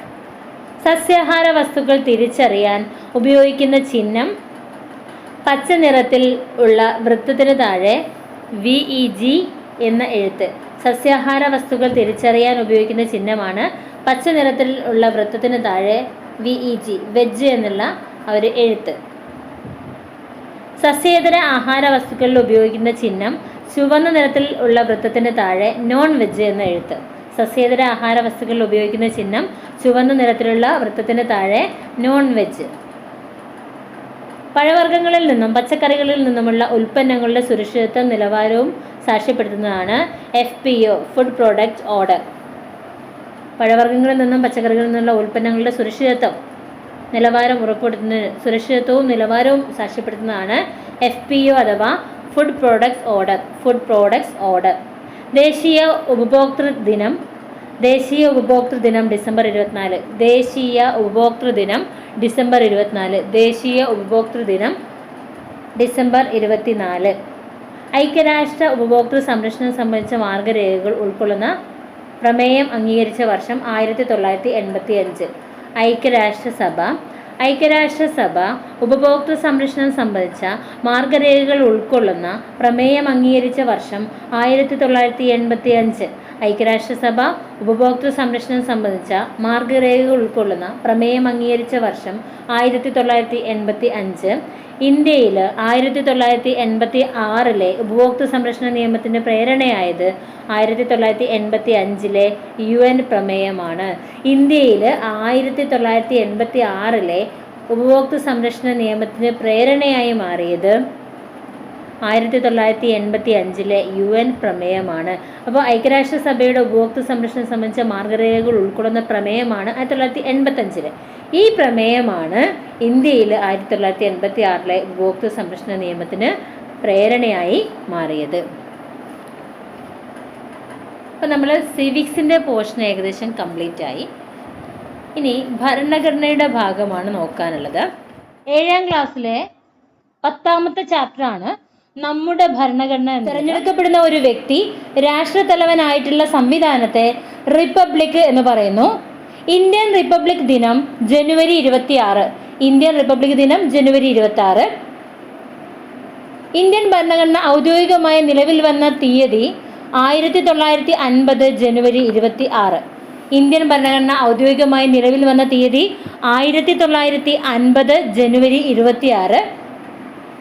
ഇന്ത്യയുടെ രാഷ്ട്രത്തലവൻ പ്രസിഡന്റാണ്. ഇന്ത്യയുടെ രാഷ്ട്രത്തലവൻ പ്രസിഡന്റ് അഥവാ രാഷ്ട്രപതി. ഇന്ത്യൻ ഭരണഘടന നിലവിൽ വരുമ്പോൾ 8 പട്ടികകൾ, 22 ഭാഗങ്ങൾ, 395 അധ്യായങ്ങൾ. ഒരു പക്ഷേ അങ്ങനെ ചോദിക്കാം, ഭരണഘടന നിലവിൽ വരുമ്പോൾ എത്ര പട്ടികകൾ ഉണ്ടായിരുന്നു? 8 ഭാഗങ്ങൾ, 22 അനുച്ഛേദങ്ങൾ, 395. ഇന്ത്യയിൽ 2021 ശേഷം നിലവിലുള്ളത് 12 പട്ടികകൾ, 25 ഭാഗങ്ങൾ,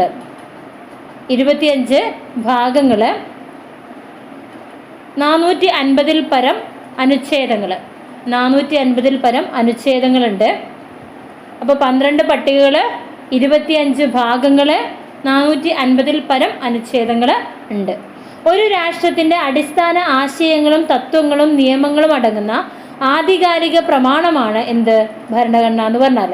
ഒരു രാഷ്ട്രത്തിൻ്റെ അടിസ്ഥാന ആശയങ്ങളും തത്വങ്ങളും നിയമങ്ങളും അടങ്ങുന്ന ആധികാരിക പ്രമാണമാണ് ഭരണഘടന. ഇന്ത്യൻ ഭരണഘടനാ രൂപീകരണത്തിനെടുത്ത സമയം 2 വർഷം 11 മാസം 17 ദിവസം. ഇന്ത്യൻ ഭരണഘടന രൂപീകരിക്കാൻ എടുത്ത സമയം എത്രയാണ്? 2 വർഷം 11 മാസം 17 ദിവസം. ഭരണഘടനാ നിർമ്മാണ സഭയുടെ ആദ്യത്തെ സമ്മേളനം നടന്നത് 1946 ഡിസംബർ 9. ഭരണഘടനാ നിർമ്മാണ സഭയുടെ ആദ്യത്തെ സമ്മേളനം 1946 ഡിസംബർ 9. ഭരണഘടനാ നിർമ്മാണ സഭയുടെ ആദ്യത്തെ അധ്യക്ഷൻ അഥവാ താൽക്കാലിക അധ്യക്ഷൻ ഡോക്ടർ സച്ചിദാനന്ദ സിൻഹയായിരുന്നു. ഭരണഘടനാ നിർമ്മാണ സഭയുടെ ആദ്യത്തെ അധ്യക്ഷൻ അഥവാ താൽക്കാലിക അധ്യക്ഷൻ ഡോക്ടർ സച്ചിദാനന്ദ സിൻഹ. ഭരണഘടനാ നിർമ്മാണ സഭയുടെ സ്ഥിരം അധ്യക്ഷനാണ് ഡോക്ടർ രാജേന്ദ്ര പ്രസാദ്. ഭരണഘടനാ നിർമ്മാണ സഭയുടെ സ്ഥിരം അധ്യക്ഷൻ ഡോക്ടർ രാജേന്ദ്ര പ്രസാദ്. ഭരണഘടനാ ഡ്രാഫ്റ്റിംഗ് കമ്മിറ്റിയുടെ അധ്യക്ഷൻ ഡോക്ടർ BR അംബേദ്കർ. ഭരണഘടനയുടെ ശില്പി എന്ന് അദ്ദേഹത്തെ അറിയപ്പെടുന്നു. ഭരണഘടനാ നിർമ്മാണ സഭ ഭരണഘടനയ്ക്ക് അംഗീകാരം നൽകിയത് 1949 നവംബർ 26. ഭരണഘടനാ നിർമ്മാണ സഭ ഭരണഘടനയ്ക്ക് അംഗീകാരം നൽകിയത് 1949 നവംബർ 26. ഭരണഘടനാ ദിനം എന്നറിയപ്പെടുന്നത് നവംബർ 26. ഭരണഘടനയുടെ ആമുഖപ്രകാരം ഭാരതം ഒരു പരമാധികാര സ്ഥിതിസമത്വ മതേതരത്വ ജനാധിപത്യ റിപ്പബ്ലിക്കാണ്. ഭരണഘടനയുടെ ആമുഖപ്രകാരം ഭാരതം ഒരു പരമാധികാര സ്ഥിതിസമത്വ മതേതരത്വ ജനാധിപത്യ റിപ്പബ്ലിക്കാണ്. ഭരണഘടനയുടെ ആമുഖം എഴുതിയത് ജവഹർലാൽ നെഹ്റു. ഇന്ത്യൻ ഭരണഘടനയുടെ സത്തയും താക്കോലും ആയി കണക്കാക്കുന്നത് ആമുഖത്തെയാണ്. ഇന്ത്യൻ ഭരണഘടനയുടെ സത്തയും താക്കോലും ആമുഖം എഴുതിയത് ജവഹർലാൽ നെഹ്റു. അപ്പോൾ ഒരു രാഷ്ട്രത്തിൻ്റെ അടിസ്ഥാന ആശയങ്ങളും തത്വങ്ങളും നിയമങ്ങളും അടങ്ങുന്ന ആധികാരിക പ്രമാണമാണ് ഭരണഘടന. ഇന്ത്യൻ ഭരണഘടനാ രൂപീകരണത്തിനെടുത്ത സമയം 2 വർഷം 11 മാസം 17 ദിവസം. ഭരണഘടനാ നിർമ്മാണ സഭയുടെ ആദ്യത്തെ സമ്മേളനം നടന്നത് 1946 ഡിസംബർ 9. ഭരണഘടനാ നിർമ്മാണ സഭയുടെ ആദ്യത്തെ അധ്യക്ഷൻ അഥവാ താൽക്കാലിക അധ്യക്ഷൻ ഡോക്ടർ സച്ചിദാനന്ദ സിൻഹയാണ്. ഭരണഘടനാ നിർമ്മാണ സഭയുടെ സ്ഥിരം അധ്യക്ഷൻ ഡോക്ടർ രാജേന്ദ്ര പ്രസാദ്. ഡോക്ടർ രാജേന്ദ്ര പ്രസാദ് ആണ് സ്ഥിരം അധ്യക്ഷൻ. ഭരണഘടനാ ഡ്രാഫ്റ്റിംഗ് കമ്മിറ്റിയുടെ അധ്യക്ഷൻ ഡോക്ടർ BR അംബേദ്കർ. ഇന്ത്യൻ ഭരണഘടനയുടെ ശില്പി അംബേദ്കർ ആണ്. ഭരണഘടനാ നിർമ്മാണ സഭ ഭരണഘടനയ്ക്ക് അംഗീകാരം നൽകിയത് 1949 നവംബർ 26-നാണ്. ഈ നവംബർ 26-നെ ഭരണഘടനാ ദിനം ആയിട്ടാണ് കണക്കാക്കുന്നത്. ഭരണഘടനയുടെ ആമുഖത്തിൽ സൂചിപ്പിക്കുന്ന അടിസ്ഥാന ലക്ഷ്യങ്ങൾ എത്രയാണ്? 5 എണ്ണമാണ്. ഏതൊക്കെയാണ്? പരമാധികാരം, സ്ഥിതിസമത്വം, മതേതരത്വം, ജനാധിപത്യം, റിപ്പബ്ലിക്. ഭരണഘടനയുടെ ആമുഖത്തിൽ സൂചിപ്പിക്കുന്ന അടിസ്ഥാന ലക്ഷ്യങ്ങൾ ഏതൊക്കെയാണ്? പരമാധികാരം, സ്ഥിതിസമത്വം, മതേതരത്വം, ജനാധിപത്യം, റിപ്പബ്ലിക്. ഇന്ത്യൻ ഭരണഘടനയുടെ ഏറ്റവും പ്രധാനപ്പെട്ട സവിശേഷതകൾ ഏതൊക്കെയാണ്? പാർലമെന്ററി സമ്പ്രദായം, മൗലിക അവകാശങ്ങൾ, മൗലിക കർത്തവ്യങ്ങൾ, നിർദ്ദേശക തത്വങ്ങൾ, നിയമവാഴ്ച, സംയുക്ത വ്യവസ്ഥ, അതുപോലെ തന്നെ എഴുതപ്പെട്ട ഭരണഘടന, സ്വതന്ത്ര നീതിന്യായ വ്യവസ്ഥ. ഇത്രയും ഇന്ത്യൻ ഭരണഘടനയുടെ സവിശേഷതകളാണ്. എന്തൊക്കെയാണ്? പാർലമെന്ററി ഭരണ സമ്പ്രദായം, മൗലിക അവകാശങ്ങൾ, മൗലിക കർത്തവ്യങ്ങൾ, നിർദ്ദേശക തത്വങ്ങൾ, നിയമവാഴ്ച, സംയുക്ത വ്യവസ്ഥ, എഴുതപ്പെട്ട ഭരണഘടന, സ്വതന്ത്ര നീതിന്യായ വ്യവസ്ഥ. ജനങ്ങൾ തിരഞ്ഞെടുക്കുന്ന പ്രതിനിധി സഭയിലൂടെ ഭരണം നടത്തുന്ന സംവിധാനത്തെ പാർലമെന്ററി സംവിധാനം എന്ന പേരിൽ അറിയപ്പെടുന്നു. പാർലമെന്റിന്റെ പ്രധാന ചുമതല നിയമനിർമ്മാണമാണ്. ജനങ്ങൾ നേരിട്ട് ഭരണത്തലവനെ തിരഞ്ഞെടുക്കുന്ന സംവിധാനത്തെ പ്രസിഡൻഷ്യൽ സമ്പ്രദായം എന്ന് പറയുന്നു. ജനങ്ങൾ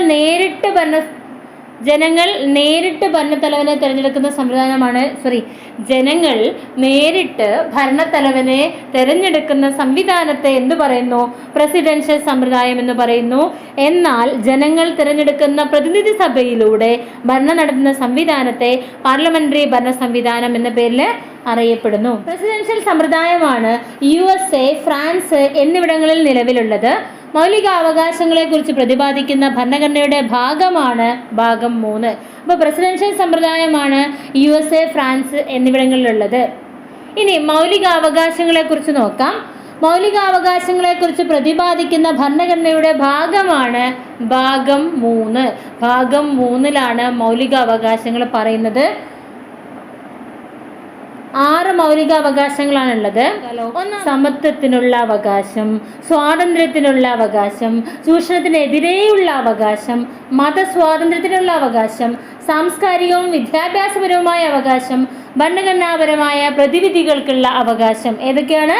സമത്വത്തിനുള്ള അവകാശം, സ്വാതന്ത്ര്യത്തിനുള്ള അവകാശം, ചൂഷണത്തിനെതിരെയുള്ള അവകാശം, മതസ്വാതന്ത്ര്യത്തിനുള്ള അവകാശം, സാംസ്കാരികവും വിദ്യാഭ്യാസപരവുമായ അവകാശം, ഭരണഘടനാപരമായ പ്രതിവിധികൾ തേടാനുള്ള അവകാശം.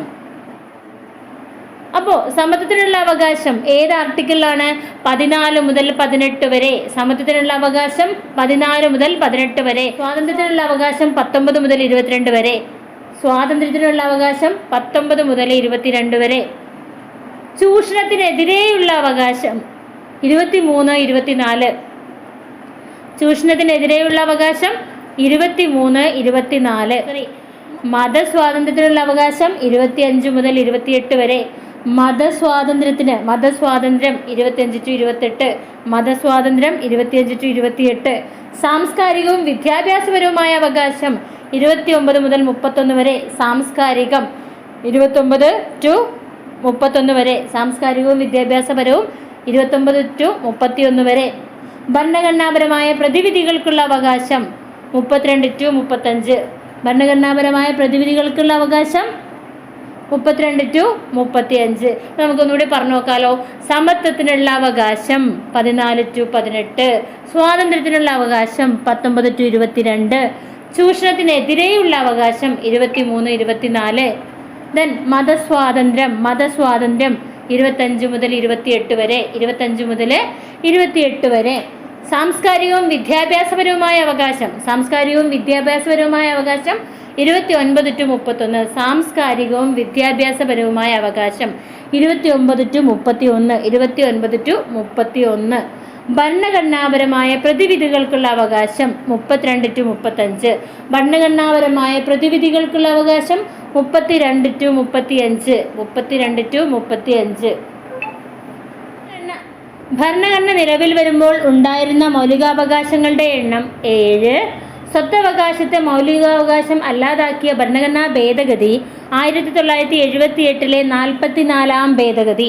1978 44-ാം ഭേദഗതി പ്രകാരമാണ് സ്വത്തവകാശത്തെ മൗലികാവകാശം അല്ലാതാക്കി മാറ്റിയത്. ഈ ഭേദഗതി നിലവിൽ വന്നത് 1979-ലാണ്. 1978 44-ാം ഭേദഗതി പ്രകാരം സ്വത്തവകാശത്തെ മൗലികാവകാശം അല്ലാതാക്കി. ഇത് നിലവിൽ വന്നത് 1979-ലാണ്. 6 മുതൽ 14 വയസ്സ് വരെ എല്ലാ കുട്ടികൾക്കും സൗജന്യവും നിർബന്ധിതവുമായ വിദ്യാഭ്യാസം മൗലികാവകാശമായി ഉൾപ്പെടുത്തിയ അനുച്ഛേദം 21A ആണ്. 21A. 6 മുതൽ 14 വയസ്സ് വരെയുള്ള എല്ലാ കുട്ടികൾക്കും സൗജന്യവും നിർബന്ധിതവുമായ വിദ്യാഭ്യാസം മൗലികാവകാശമായി ഉൾപ്പെടുത്തിയത് 21A-യിലാണ്. 2002 86-ാം ഭേദഗതി പ്രകാരമാണ് ഇങ്ങനെ ചെയ്തത്. അപ്പോൾ 2002 86-ാം ഭേദഗതി, 1978 44-ാം ഭേദഗതി. ഓക്കെ, 2002 86-ാം ഭേദഗതി, 1978 44-ാം ഭേദഗതി. 44-ാം ഭേദഗതിൻ്റെ പ്രത്യേകത എന്താ?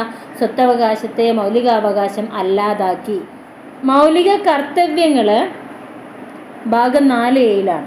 മൗലിക കർത്തവ്യങ്ങൾ ഏതിലുള്ളത്? ഭാഗം 4A-യിലാണ്. മൗലിക അവകാശങ്ങളെ കുറിച്ച് പ്രതിപാദിക്കുന്ന ഭരണഘടനാ ഭാഗം 3. എത്ര മൗലികാവകാശങ്ങളാണ്? 6 മൗലികാവകാശങ്ങൾ. സമത്വത്തിനുള്ള അവകാശം, സ്വാതന്ത്ര്യത്തിനുള്ള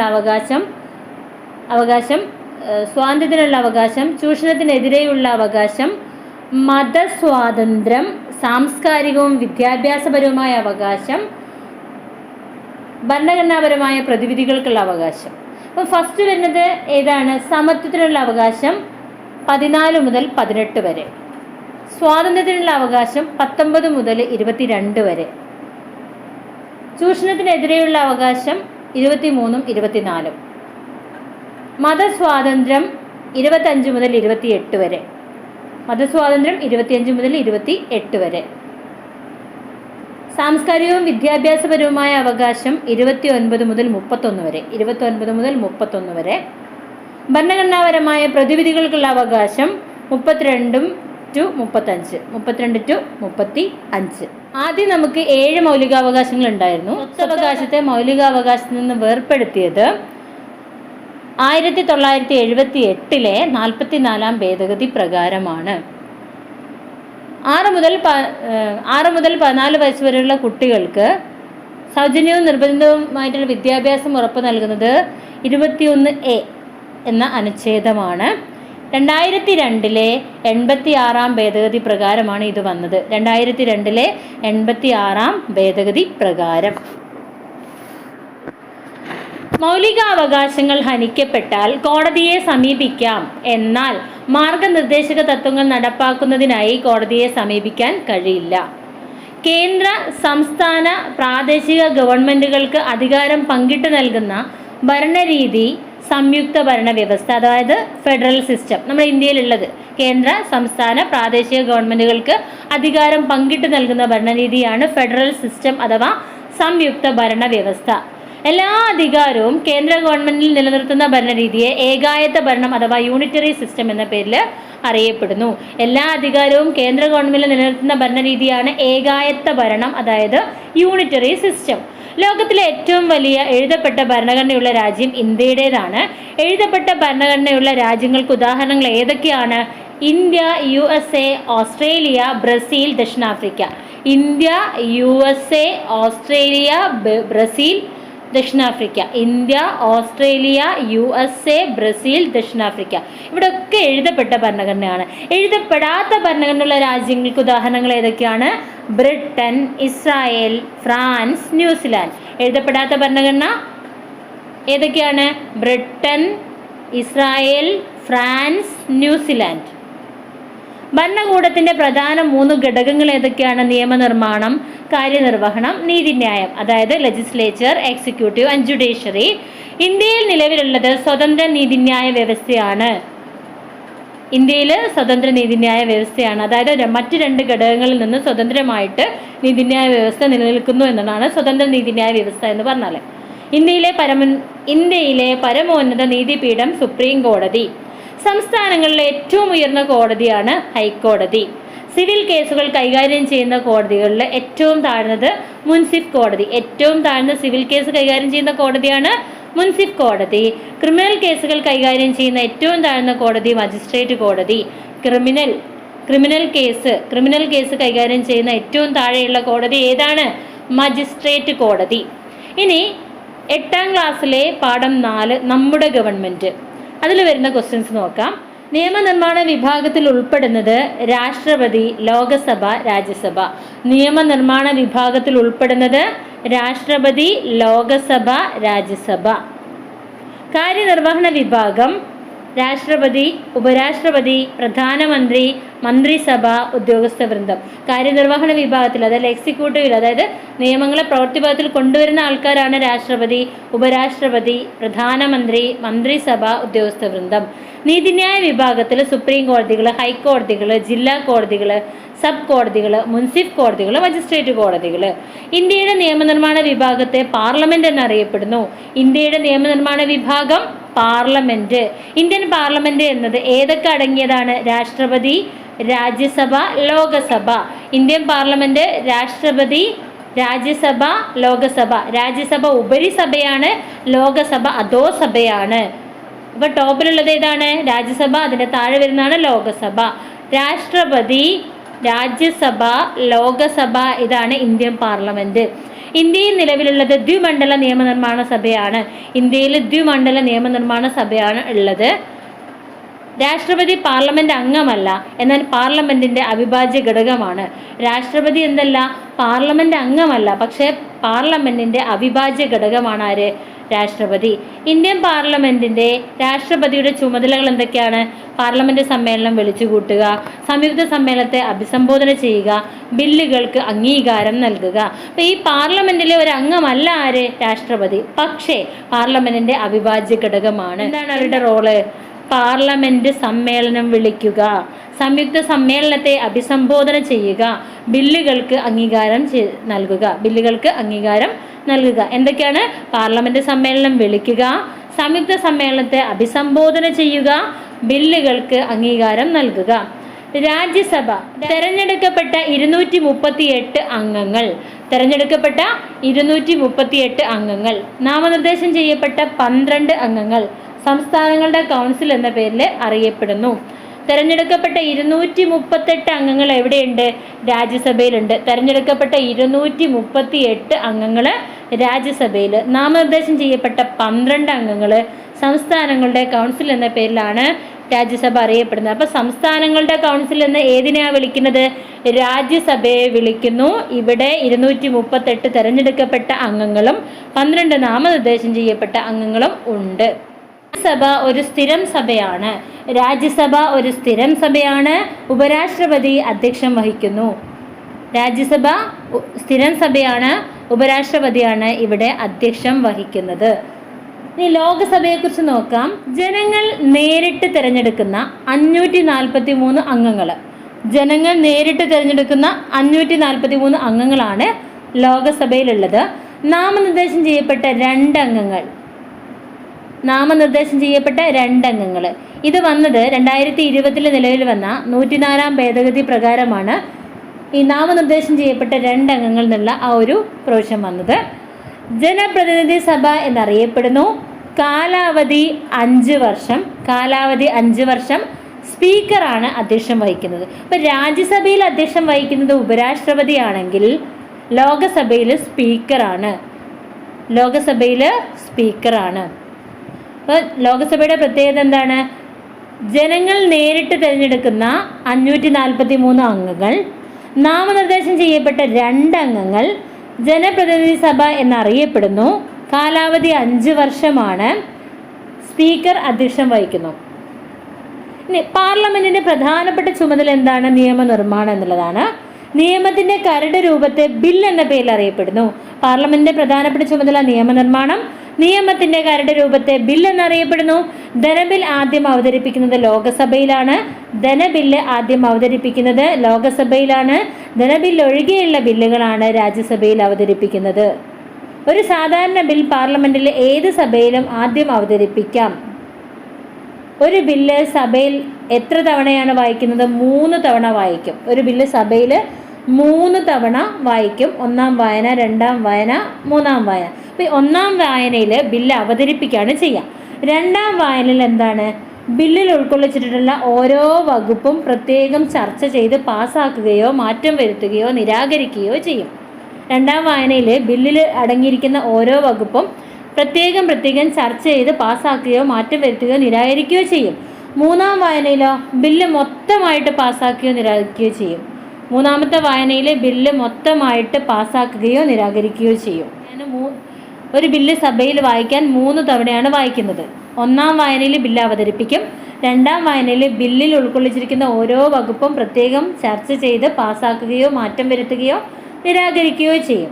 3-ാം വായനയിലോ ബില്ല് മൊത്തമായിട്ട് പാസ്സാക്കുകയോ നിരാകരിക്കുകയോ ചെയ്യും. 1-ാം സഭ പാസ്സാക്കി കഴിഞ്ഞ ബില്ല് സഭാധ്യക്ഷൻ സാക്ഷ്യപത്രത്തോടെ 2-ാം സഭയിലേക്ക് അയക്കും. 1-ാമത്തെ സഭ പാസ്സാക്കിയ ബില്ല് ആ സഭയുടെ അധ്യക്ഷൻ, മീൻസ് ലോകസഭയിലാണെങ്കിൽ സ്പീക്കർ, രാജ്യസഭയിലാണെങ്കിൽ ഉപരാഷ്ട്രപതി, ഇവരെന്ത് ചെയ്യും? സാക്ഷ്യപത്രത്തിൽ അവരുടെ സൈനോട് കൂടി, സാക്ഷ്യപത്രത്തോടു കൂടി അടുത്ത സഭയിലേക്ക് അയക്കും. 2-ാം സഭയിലും ഇതേപോലെ 3 വായന കഴിഞ്ഞ് രാഷ്ട്രപതിയുടെ അംഗീകാരത്തിനായിട്ട് അയക്കും. രാഷ്ട്രപതി ഒപ്പുവെക്കുന്നതോടുകൂടി ബില്ല് നിയമമായിട്ട് മാറും. അപ്പോൾ 2 സഭയിലും 3 വായനകൾ ഉണ്ടാവും. ഇതിന് ശേഷം രാഷ്ട്രപതിയുടെ അംഗീകാരം കൂടി കിട്ടുന്നതോടുകൂടിയാണ് ഒരു ബില്ല് നിയമമായിട്ട് മാറുന്നത്. 2 സഭകൾക്കും ഇടയിൽ ബില്ലിനെ സംബന്ധിച്ച് അഭിപ്രായ വ്യത്യാസം ഉണ്ടായാൽ സംയുക്ത സമ്മേളനം വിളിച്ചു കൂട്ടും. 2 സഭകൾക്കും ഇടയിൽ ഈ ബില്ലിനെ സംബന്ധിച്ച് അഭിപ്രായ വ്യത്യാസം വന്നു കഴിഞ്ഞാൽ എന്ത് ചെയ്യും? സംയുക്ത സമ്മേളനം വിളിച്ചു ചേർക്കും. പാർലമെൻറ്റിൻ്റെ സംയുക്ത സമ്മേളനം വിളിച്ചു ചേർക്കുന്നത് രാഷ്ട്രപതിയാണ് പാർലമെൻറ്റിൻ്റെ സംയുക്ത സമ്മേളനം വിളിച്ചു ചേർക്കുന്നത്. പാർലമെൻറ്റിൻ്റെ സംയുക്ത സമ്മേളനത്തിൽ അധ്യക്ഷം വഹിക്കുന്ന ലോകസഭാ സ്പീക്കറാണ്. വിളിച്ചു ചേർക്കുന്നത് രാഷ്ട്രപതി, അധ്യക്ഷം വഹിക്കുന്നത് ലോകസഭാ സ്പീക്കർ. പൊതുഖജനാവിലേക്കുള്ള ധനസമാഹരണം, പണത്തിൻ്റെ വിനിയോഗം എന്നിവയുമായി ബന്ധപ്പെട്ട ബില്ല് ധനബിൽ ആദ്യം ലോകസഭയിൽ അവതരിപ്പിച്ച് പാസാക്കി കഴിഞ്ഞാൽ ധനബില്ലാണെന്ന സ്പീക്കറുടെ സാക്ഷ്യപത്രത്തോടെ രാജ്യസഭയിലേക്ക് അയക്കുകയാണ് ചെയ്യുക. ധനബില്ല് ലഭിച്ച് 14 ദിവസങ്ങൾക്കകം രാജ്യസഭ നിർദ്ദേശങ്ങൾ സഹിതം ലോകസഭയിലേക്ക് തിരിച്ചയക്കണം. അപ്പോൾ ധനബില്ല് ആദ്യം പാസ്സാക്കുന്നത് എവിടെയാണ്? ലോകസഭയിലാണ്. ധനബില്ല് ആദ്യം ലോകസഭയിൽ അവതരിപ്പിച്ച് പാസ്സാക്കി കഴിഞ്ഞാൽ ധനബില്ലാണെന്ന സ്പീക്കറുടെ സാക്ഷ്യപത്രത്തോടു കൂടി അത് രാജ്യസഭയിലേക്ക് അയക്കും. ധനബില്ല് ലഭിച്ച് 14 ദിവസങ്ങൾക്കകം രാജ്യസഭ നിർദ്ദേശങ്ങൾ സഹിതം ലോകസഭയിലേക്ക് തിരിച്ചയക്കണം. ലോകസഭയ്ക്ക് രാജ്യസഭയുടെ നിർദ്ദേശങ്ങൾ സ്വീകരിക്കുകയോ തള്ളുകയോ ചെയ്യാം. ലോകസഭയ്ക്ക് രാജ്യസഭയുടെ നിർദ്ദേശങ്ങളെ സ്വീകരിക്കുകയോ തള്ളുകയോ ചെയ്യാം. പാർലമെൻറ്റിൻ്റെ 2 സമ്മേളനങ്ങൾക്കിടയിൽ 6 മാസത്തിൽ കൂടുതൽ ഇടവേള പാടില്ല. പാർലമെൻറ്റിൻ്റെ 2 സമ്മേളനങ്ങൾക്കിടയിൽ 6 മാസത്തിൽ കൂടുതൽ ഇടവേള പാടില്ല. ഇന്ത്യൻ പാർലമെൻറ്റ് വർഷത്തിൽ 3 തവണ സമ്മേളിക്കുന്നു. വർഷകാല സമ്മേളനം, ശീതകാല സമ്മേളനം, വേനൽക്കാല സമ്മേളനം. ഇന്ത്യൻ പാർലമെൻറ്റ് വർഷത്തിൽ 3 തവണ സമ്മേളിക്കുന്നു. വർഷകാല സമ്മേളനം, ശീതകാല സമ്മേളനം, വേനൽക്കാല സമ്മേളനം. പാർലമെൻറ്റിൻ്റെ ഒരു ദിവസത്തെ നടപടിക്രമങ്ങൾ ആരംഭിക്കുന്നത് ചോദ്യോത്തരവേള 11 മണി മുതൽ 1 മണിക്കൂറാണ്. ചോദ്യോത്തരവേള എന്ന് പറഞ്ഞാൽ 11 മണി മുതൽ 1 മണിക്കൂറാണ് പാർലമെൻറ്റ് ഒരു ദിവസത്തെ നടപടിക്രമം ആരംഭിക്കുന്നത്. അതിനെയാണ് എന്ത് പറയുക? ചോദ്യോത്തരവേള. ഈ സമയം 11 മണി മുതൽ 1 മണിക്കൂർ എന്ന് പറഞ്ഞാൽ 12 മണി വരെ. ശൂന്യവേള 12 മണിക്ക് ചോദ്യോത്തരവേള അവസാനിച്ചാൽ മുൻകൂട്ടി നിശ്ചയിച്ച അജണ്ടയിലേക്ക് പ്രവേശിക്കുന്നതിന് മുമ്പുള്ള ചെറിയ സമയം 5 മുതൽ 15 മിനിറ്റ് വരെ. ഇതാണ് ശൂന്യവേള. 12 മണിക്ക് ചോദ്യോത്തരവേള അവസാനിച്ചു കഴിഞ്ഞാൽ മുൻകൂട്ടി നിശ്ചയിച്ച അജണ്ടയിലേക്ക് പ്രവേശിക്കുന്നതിന് മുമ്പുള്ള ചെറിയ സമയം 5 മുതൽ 15 മിനിറ്റ് വരെ. ഇതാണ് ശൂന്യവേള. ശ്രദ്ധ ക്ഷണിക്കൽ പ്രമേയം, അടിയന്തര പ്രമേയം എന്നിവ പരിഗണനയ്ക്ക് വരുന്ന സമയമാണ് ശൂന്യവേള. ശ്രദ്ധ ക്ഷണിക്കൽ പ്രമേയം, അടിയന്തര പ്രമേയം എന്നിവ പരിഗണനയ്ക്ക് വരുന്ന സമയമാണ് ശൂന്യവേള. പാർലമെൻറ്റിൻ്റെ ചുമതലകൾ എന്തൊക്കെയാണ്? നിയമനിർമ്മാണം, കാര്യനിർവഹണ വിഭാഗത്തെ നിയന്ത്രിക്കൽ, രാഷ്ട്രപതി, ഉപരാഷ്ട്രപതി എന്നിവരുടെ തെരഞ്ഞെടുപ്പ് ചുമതല, ഭരണഘടനാ ഭേദഗതി. എന്തൊക്കെയാണ് പാർലമെന്റ് ചുമതലകൾ? നിയമനിർമ്മാണം, കാര്യനിർവഹണ വിഭാഗത്തെ നിയന്ത്രിക്കുക, രാഷ്ട്രപതി, ഉപരാഷ്ട്രപതി എന്നിവയുടെ തെരഞ്ഞെടുപ്പ് ചുമതല, ഭരണഘടനാ ഭേദഗതി. സംസ്ഥാനങ്ങളിൽ പൊതുവെ ഏകമണ്ഡല നിയമനിർമ്മാണ സഭയാണ് നിലവിലുള്ളത്. സംസ്ഥാനങ്ങളിൽ പൊതുവെ ഏകമണ്ഡല നിയമനിർമ്മാണ സഭയാണ് നിലവിലുള്ളത്. ഏകമണ്ഡല നിയമനിർമ്മാണ സഭയാണ് സംസ്ഥാനങ്ങളിൽ ഉള്ളത്. ദ്വിമണ്ഡല നിയമനിർമ്മാണ സഭയുടെ സംസ്ഥാനങ്ങൾ ഏതൊക്കെയാണ്? ദ്വിമണ്ഡല നിയമനിർമ്മാണ സഭകളുള്ള സംസ്ഥാനങ്ങളും ഉണ്ട്. ഏതൊക്കെയാണ്? ബീഹാർ, ഉത്തർപ്രദേശ്, മഹാരാഷ്ട്ര, കർണാടക, ആന്ധ്രാപ്രദേശ്, തെലങ്കാന. ബീഹാർ, ഉത്തർപ്രദേശ്, മഹാരാഷ്ട്ര, കർണാടക, ആന്ധ്രാപ്രദേശ്, തെലങ്കാന എന്നിവിടങ്ങളിൽ ദ്വിമണ്ഡല നിയമനിർമ്മാണ സഭകളാണ്. ബീഹാർ, ഉത്തർപ്രദേശ്, മഹാരാഷ്ട്ര, കർണാടക, ആന്ധ്രാപ്രദേശ്, തെലങ്കാന എന്നിവിടങ്ങളിലെ ദ്വിമണ്ഡല നിയമനിർമ്മാണ സഭകളാണ്. ദ്വിമണ്ഡല നിയമനിർമ്മാണ സഭയിലെ ഉപരിസഭയാണ് നിയമസമിതി അഥവാ ലെജിസ്ലേറ്റീവ് കൗൺസിൽ. അധോസഭയാണ് നിയമസഭ അഥവാ ലെജിസ്ലേറ്റീവ് അസംബ്ലി. അപ്പോൾ ദ്വിമണ്ഡല നിയമനിർമ്മാണ സഭകളിൽ നിയമസമിതിയും നിയമസഭയും ഉണ്ടാവും. എന്ന് പറഞ്ഞാൽ ലെജിസ്ലേറ്റീവ് കൗൺസിലും ലെജിസ്ലേറ്റീവ് അസംബ്ലിയും ഉണ്ടാവും. അത്തരത്തിലുള്ള ദ്വിമണ്ഡല നിയമനിർമ്മാണ സഭകളുള്ള സംസ്ഥാനങ്ങൾ ഏതൊക്കെയായിരുന്നു? ബീഹാർ, ഉത്തർപ്രദേശ്, മഹാരാഷ്ട്ര, കർണാടക, ആന്ധ്രാപ്രദേശ്, തെലങ്കാന. ബീഹാർ, ഉത്തർപ്രദേശ്, മഹാരാഷ്ട്ര, കർണാടക, ആന്ധ്രാപ്രദേശ്, തെലങ്കാന. കേന്ദ്ര കാര്യനിർവഹണ വിഭാഗം അഥവാ എക്സിക്യൂട്ടീവ്, അതിലാരൊക്കെയുള്ളത്? രാഷ്ട്രപതി, കേന്ദ്രമന്ത്രിസഭ, ഉദ്യോഗസ്ഥ വൃന്ദം. രാഷ്ട്രപതി, കേന്ദ്രമന്ത്രിസഭ, ഉദ്യോഗസ്ഥ വൃന്ദം എന്നിവ അടങ്ങിയതാണ് കേന്ദ്ര കാര്യനിർവഹണ വിഭാഗം അഥവാ എക്സിക്യൂട്ടീവ്. തിരഞ്ഞെടുക്കപ്പെട്ടവരായ രാഷ്ട്രപതിയും കേന്ദ്രമന്ത്രിമാരും ചേർന്ന് അറിയപ്പെടുന്നത് രാഷ്ട്രീയ കാര്യനിർവഹണ വിഭാഗം. തിരഞ്ഞെടുക്കപ്പെട്ട രാഷ്ട്രപതിയും കേന്ദ്രമന്ത്രിമാരും അടങ്ങുന്ന ആ ഒരു കൂട്ടത്തെ എന്താ വിളിക്കുക? രാഷ്ട്രീയ കാര്യനിർവഹണ വിഭാഗം അഥവാ പൊളിറ്റിക്കൽ എക്സിക്യൂട്ടീവ്. യോഗ്യതയുടെ അടിസ്ഥാനത്തിൽ നിയമിക്കപ്പെട്ടവരായ ഉദ്യോഗസ്ഥ വൃന്ദ വിഭാഗത്തെ സ്ഥിര കാര്യനിർവഹണ വിഭാഗം അഥവാ പെർമനന്റ് എക്സിക്യൂട്ടീവ് എന്ന് പറയുന്നു. അപ്പോൾ ഈ പെർമനന്റ് എക്സിക്യൂട്ടീവ് ആരാണ്? യോഗ്യതയുടെ അടിസ്ഥാനത്തിൽ നിയമിക്കപ്പെട്ടവരായ ഉദ്യോഗസ്ഥ വിഭാഗമാണ് സ്ഥിര കാര്യനിർവഹണ വിഭാഗം അഥവാ പെർമനന്റ് എക്സിക്യൂട്ടീവ്. ഇന്ത്യയുടെ ആദ്യ രാഷ്ട്രപതി ഡോക്ടർ രാജേന്ദ്ര പ്രസാദ്. ഇന്ത്യൻ റിപ്പബ്ലിക്കിൻ്റെ തലവൻ രാഷ്ട്രപതിയാണ്. രാഷ്ട്രപതിയുടെ കാലാവധി 5 വർഷം. രാഷ്ട്രപതിയെ തിരഞ്ഞെടുക്കുന്നത് ഇലക്ട്രൽ കോളേജാണ്. രാഷ്ട്രപതിയെ തിരഞ്ഞെടുക്കുന്നത് ഇലക്ട്രൽ കോളേജാണ്. അതിൽ ആരൊക്കെ ഉണ്ടാവും? ഇലക്ട്രൽ കോളേജിൽ ലോകസഭയിലെ തിരഞ്ഞെടുക്കപ്പെട്ട അംഗങ്ങൾ, രാജ്യസഭയിലെ തിരഞ്ഞെടുക്കപ്പെട്ട അംഗങ്ങൾ, സംസ്ഥാന നിയമസഭകളിലെ തിരഞ്ഞെടുക്കപ്പെട്ട അംഗങ്ങൾ, ഡൽഹി, പുതുച്ചേരി എന്നീ കേന്ദ്രഭരണ പ്രദേശങ്ങളിലെ തിരഞ്ഞെടുക്കപ്പെട്ട അംഗങ്ങൾ.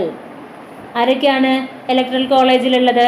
ലോകസഭയിലെ തിരഞ്ഞെടുക്കപ്പെട്ട അംഗങ്ങളുണ്ടാവും, രാജ്യസഭയിലെ തിരഞ്ഞെടുക്കപ്പെട്ട അംഗങ്ങളുണ്ടാവും, സംസ്ഥാന നിയമസഭകളിലെ തിരഞ്ഞെടുക്കപ്പെട്ട അംഗങ്ങളുണ്ടാവും, ഡൽഹി, പുതുച്ചേരി എന്നീ കേന്ദ്രഭരണ പ്രദേശങ്ങളിലെ തിരഞ്ഞെടുക്കപ്പെട്ട അംഗങ്ങളും ഉണ്ടാകും.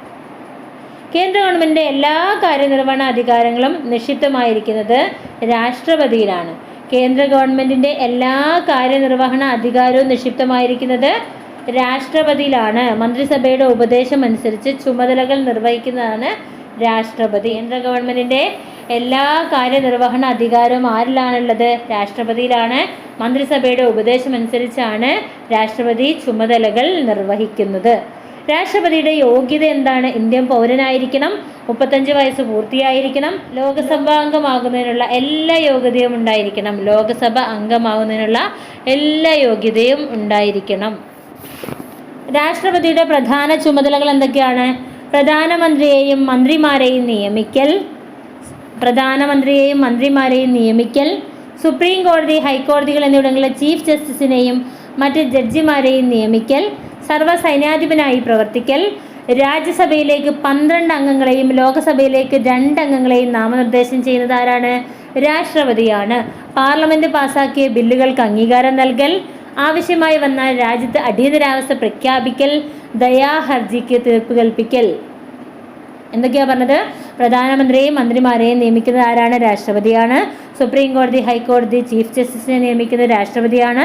സർവ്വസൈന്യാധിപനായിട്ട് പ്രവർത്തിക്കുന്നു. രാജ്യസഭയിലേക്ക് 12 അംഗങ്ങളെയും ലോകസഭയിലേക്ക് 2 അംഗങ്ങളെയും നാമനിർദ്ദേശം ചെയ്യുന്നു.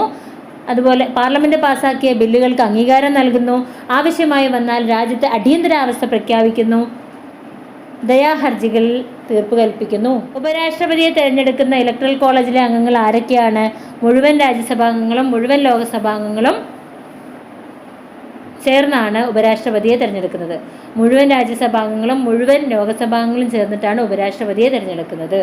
ഉപരാഷ്ട്രപതിയുടെ കാലാവധി 5 വർഷം. ഉപരാഷ്ട്രപതിയുടെ കാലാവധി 5 വർഷം. ഉപരാഷ്ട്രപതിയുടെ കാലാവധി 5 വർഷം. ഇന്ത്യയുടെ ആദ്യ ഉപരാഷ്ട്രപതി doctor S Radhakrishnan. Doctor S Radhakrishnan. ഉപരാഷ്ട്രപതിയുടെ പ്രധാന ചുമതലകൾ എന്തൊക്കെയാണ്? രാഷ്ട്രപതിയുടെ അഭാവത്തിൽ അദ്ദേഹത്തിന്റെ ചുമതലകൾ നിർവഹിക്കുക. രാജ്യസഭാ സമ്മേളനത്തിൽ അധ്യക്ഷം വഹിക്കുക. ഉപരാഷ്ട്രപതിയുടെ ചുമതലകൾ: രാഷ്ട്രപതിയുടെ അഭാവത്തിൽ അദ്ദേഹത്തിന്റെ ചുമതലകൾ നിർവഹിക്കുക. രാജ്യസഭാ സമ്മേളനത്തിൽ അധ്യക്ഷം വഹിക്കുക. പ്രധാനമായും ക്യാബിനറ്റ് മന്ത്രിമാരും സഹമന്ത്രിമാരും ഉപമന്ത്രിമാരും അടങ്ങുന്നതാണ് കേന്ദ്രമന്ത്രിസഭ. പ്രധാനമന്ത്രിയും ക്യാബിനറ്റ് മന്ത്രിമാരും സഹമന്ത്രിമാരും ഉപമന്ത്രിമാരും അടങ്ങുന്നതാണ് കേന്ദ്രമന്ത്രിസഭ. പ്രധാനമന്ത്രിയും ക്യാബിനറ്റ് മന്ത്രിമാരും സഹമന്ത്രിമാരും ഉപമന്ത്രിമാരും അടങ്ങുന്നതാണ് കേന്ദ്രമന്ത്രിസഭ. പ്രധാനമന്ത്രിയുടെ ചുമതല ഏതൊക്കെയാണ്? ലോകസഭയുടെ നേതാവായി പ്രവർത്തിക്കുന്നു. ക്യാബിനറ്റ് മീറ്റിംഗുകളിൽ അധ്യക്ഷം വഹിക്കുന്നു. മന്ത്രിസഭയുടെ പ്രവർത്തനം ഏകോപിപ്പിക്കുന്നു.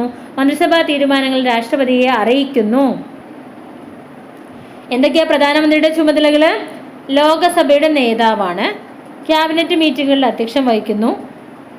മന്ത്രിസഭയുടെ പ്രവർത്തനം ഏകോപിപ്പിക്കുന്നു. മന്ത്രിസഭാ തീരുമാനങ്ങൾ രാഷ്ട്രപതിയെ അറിയിക്കുന്നു. സംസ്ഥാനതല കാര്യനിർവഹണ വിഭാഗത്തിന്റെ തലവൻ ഗവർണറാണ്. സംസ്ഥാനതല കാര്യനിർവഹണ വിഭാഗത്തിന്റെ ഹെഡ് ആരാണ്? ഗവർണറാണ്. യഥാർത്ഥ കാര്യനിർവഹണ വിഭാഗമായിട്ട് പ്രവർത്തിക്കുന്നത് മുഖ്യമന്ത്രി ഉൾപ്പെടെയുള്ള മന്ത്രിസഭയാണ്. യഥാർത്ഥ കാര്യനിർവഹണ വിഭാഗമായിട്ട് പ്രവർത്തിക്കുന്നത് മുഖ്യമന്ത്രി ഉൾപ്പെടെയുള്ള മന്ത്രിസഭയാണ്. സബ് കോടതികൾ, മുൻസിഫ് കോടതികൾ, മജിസ്ട്രേറ്റ് കോടതികൾ എന്നിവയുടെ അധികാര പരിധി താലൂക്ക് തലമാണ്. സബ് കോടതികൾ, മുൻസിഫ് കോടതികൾ, മജിസ്ട്രേറ്റ് കോടതികൾ എന്നിവയുടെ അധികാര പരിധി താലൂക്ക് തലത്തിലാണ്. സുപ്രീം കോടതി പരിഗണിക്കുന്ന കേസുകൾ ഏതൊക്കെയാണ് സുപ്രീം കോടതി പരിഗണിക്കുന്നത്? മൗലികാവകാശ ലംഘനവുമായി ബന്ധപ്പെട്ട കേസുകൾ, കേന്ദ്ര ഗവൺമെന്റും സംസ്ഥാന ഗവൺമെന്റും തമ്മിലുണ്ടാകുന്ന തർക്കങ്ങൾ, സംസ്ഥാന ഗവൺമെന്റുകൾ തമ്മിലുണ്ടാകുന്ന തർക്കങ്ങൾ, ഭരണഘടനാ വകുപ്പുകളുടെ വ്യാഖ്യാനം ആവശ്യമായ കേസുകൾ, സംസ്ഥാന ഹൈക്കോടതിയിൽ നിന്നുള്ള അപ്പീൽ കേസുകൾ, ഇതൊക്കെയാണ് സുപ്രീം കോടതിയിൽ കൈകാര്യം ചെയ്യാം. ജില്ലാ കോടതികളുടെയും കീഴ്ക്കോടതികളുടെയും മേൽനോട്ടം വഹിക്കുന്ന ആരാണ്?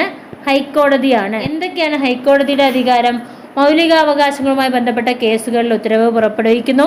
സിവിൽ ക്രിമിനൽ കേസുകളിൽ കീഴ്ക്കോടതിയിൽ നിന്നുള്ള അപ്പീൽ പരിഗണിക്കുന്നു. സംസ്ഥാന നിയമസഭ പാസാക്കുന്ന നിയമങ്ങൾ വ്യാഖ്യാനിക്കുന്നു. സംസ്ഥാന നിയമസഭ പാസാക്കുന്ന നിയമങ്ങളെ ഹൈക്കോടതിയാണ് വ്യാഖ്യാനിക്കുന്നത്. സാധാരണക്കാർക്കും പാവപ്പെട്ടവർക്കും അധികം പണച്ചെലവില്ലാതെ നീതി ലഭ്യമാക്കുന്നതിന് വേണ്ടിയുള്ള സന്നദ്ധ സ്വഭാവമുള്ള നീതിന്യായ സംവിധാനമാണ് ലോക് അദാലത്ത്, അതായത് ജനങ്ങളുടെ കോടതി. ലോക് അദാലത്ത് എന്ന് പറഞ്ഞാൽ ജനങ്ങളുടെ കോടതി. അതായത് സാധാരണക്കാർക്കും പാവപ്പെട്ടവർക്കും അധികം പണച്ചെലവില്ലാതെ നീതി ലഭ്യമാക്കുന്നതിന് വേണ്ടിയുള്ള സന്നദ്ധ സ്വഭാവമുള്ള നീതിന്യായ സംവിധാനമാണിത്. ഏത്? ലോക് അദാലത്ത്. 9ാം ക്ലാസ്സിലെ പാഠം 3 നമ്മൾ നോക്കുന്നത്.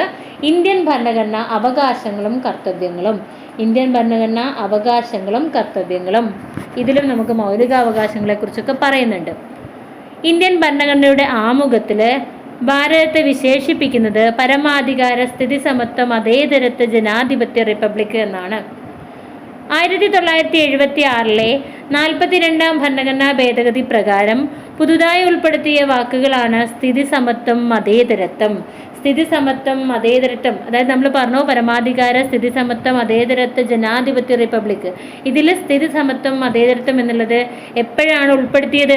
1976 42ാം ഭരണഘടനാ ഭേദഗതി പ്രകാരം.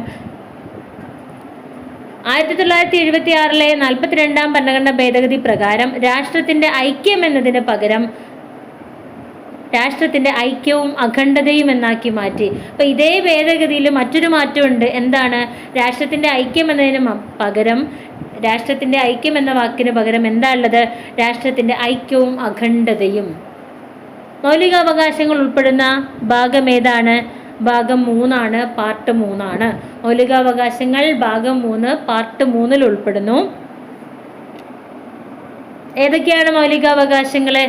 സമത്വത്തിനുള്ള അവകാശം, സ്വാതന്ത്ര്യത്തിനുള്ള അവകാശം, ചൂഷണത്തിനെതിരെയുള്ള അവകാശം, മതസ്വാതന്ത്ര്യം, സാംസ്കാരികവും വിദ്യാഭ്യാസപരവുമായ അവകാശം, ഭരണഘടനാപരമായ പരിഹാരം കാണാനുള്ള അവകാശം.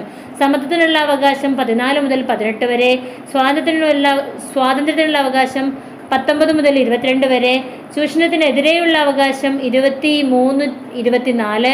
ദെൻ സാംസ്കാരികവും വിദ്യാഭ്യാസപരവുമായ അവകാശം 25 മുതൽ 28 വരെ, ഭരണഘടനാപരമായ പരിഹാരം കാണുന്നതിനുള്ള അവകാശം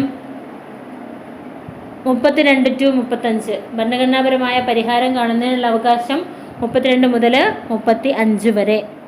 ഇന്ത്യയിൽ ജനങ്ങൾക്ക് ബ്രിട്ടീഷുകാർ നൽകേണ്ട അവകാശങ്ങളെക്കുറിച്ച് പട്ടിക സമർപ്പിച്ച റിപ്പോർട്ടാണ് 1928 നെഹ്റു കമ്മിറ്റി റിപ്പോർട്ട്. ഇന്ത്യയിലെ ജനങ്ങൾക്ക് ബ്രിട്ടീഷുകാർ നൽകേണ്ട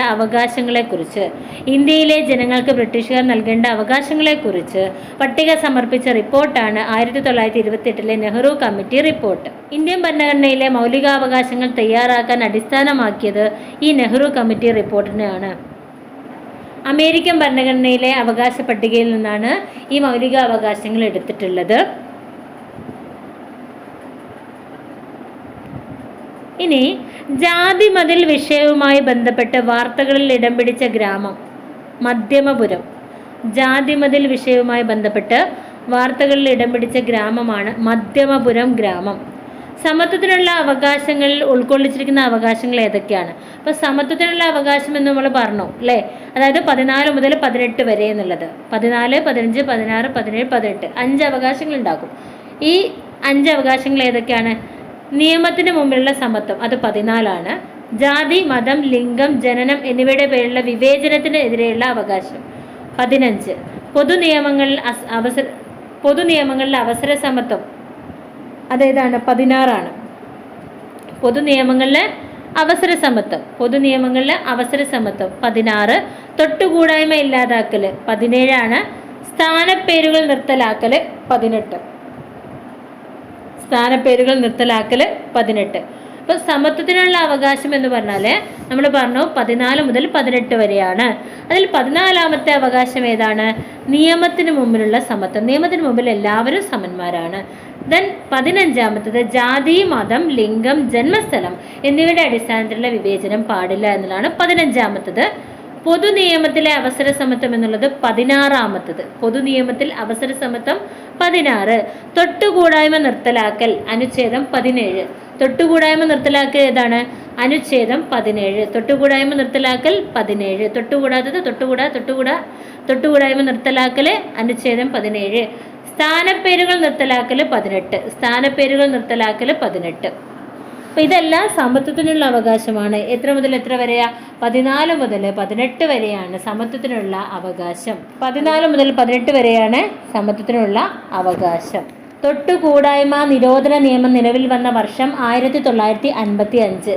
തൊട്ടുകൂടായ്മ നിരോധന നിയമം നിലവിൽ വന്നത് 1955. അപ്പോൾ സമത്വത്തിനുള്ള അവകാശം 5 ഉണ്ട് അതിൽ. ഏതൊക്കെയാണ്? 14 മുതൽ 18 വരെയുള്ളത്. 14ാമത്തത് നിയമത്തിന് മുമ്പിൽ സമത്വം. 15 ജാതി, മത, ലിംഗ പരിഗണനകൾക്ക് അതീതമായിട്ടുള്ള അവകാശം. 16 പൊതുനിയമങ്ങളിൽ അവസര സമത്വം. പൊതുവായിട്ടുള്ള നിയമങ്ങളിൽ അവസര സമത്വം. ഇനി 17ാമത്തത് തൊട്ടുകൂടായ്മ നിർത്തലാക്കുക. 18 എന്താണ്? സ്ഥാനപ്പേരുകൾ നിർത്തലാക്കുക. 18 സ്ഥാനപ്പേരുകൾ നിർത്തലാക്കുക. ഈ തൊട്ടുകൂടായ്മ നിരോധന നിയമം വന്നത് 1955. തൊട്ടുകൂടായ്മ നിരോധന നിയമം 1955. സ്വാതന്ത്ര്യത്തിനുള്ള അവകാശങ്ങളിൽ ഉൾപ്പെടുന്ന ഏതൊക്കെയാണെന്ന് നോക്കാം. നമ്മൾ ആദ്യം പറഞ്ഞത് സമത്വത്തിനുള്ള അവകാശമാണ് 14 മുതൽ 18 വരെ. സ്വാതന്ത്ര്യത്തിനുള്ള അവകാശം 19 മുതൽ 22 വരെ. 19 മുതൽ 22 വരെ. ഈ 19 1, 2, 3, 4 അങ്ങനെ കൊടുക്കുന്നുണ്ട്. അപ്പോൾ കുറേ അവകാശങ്ങളുണ്ട്. 19 വരുന്നതാണ് 5 അവകാശങ്ങൾ, 5 6 19 തന്നെ 6 അവകാശങ്ങൾ വരുന്നുണ്ട്. അപ്പം 19 മുതൽ 22 വരെയാണ് സ്വാതന്ത്ര്യത്തിന് വേണ്ടിയുള്ള അവകാശം. 19 തന്നെ 6 അവകാശങ്ങൾ വരുന്നുണ്ട്. ഏതൊക്കെയാണ് 19 വരുന്ന അവകാശം? 19 1 സംസാരത്തിനും ആശയപ്രകടനത്തിനുമുള്ള സ്വാതന്ത്ര്യം. 19 1 എന്താണ്? സംസാരത്തിനും ആശയപ്രകടനത്തിനുമുള്ള സ്വാതന്ത്ര്യം. 19 2 ആയുധങ്ങൾ കൂടാതെ സമാധാനപരമായി സമ്മേളിക്കാനുള്ള സ്വാതന്ത്ര്യം. 19 2 എന്താ? ആയുധങ്ങൾ കൂടാതെ സമാധാനപരമായി സമ്മേളിക്കാനുള്ള സ്വാതന്ത്ര്യം. 19 3 സംഘടനകൾ രൂപീകരിക്കാനുള്ള സ്വാതന്ത്ര്യം. 19 3 സംഘടനകൾ രൂപീകരിക്കാനുള്ള സ്വാതന്ത്ര്യം. 19 4 ഇന്ത്യയിൽ എവിടെയും സഞ്ചരിക്കാനുള്ള സ്വാതന്ത്ര്യം. 19 4 ഇന്ത്യയിൽ എവിടെയും സഞ്ചരിക്കാനുള്ള സ്വാതന്ത്ര്യം. 19 5 ഇന്ത്യയിൽ എവിടെയും താമസിക്കാനുള്ള സ്വാതന്ത്ര്യം. 19 5 എന്താണ്?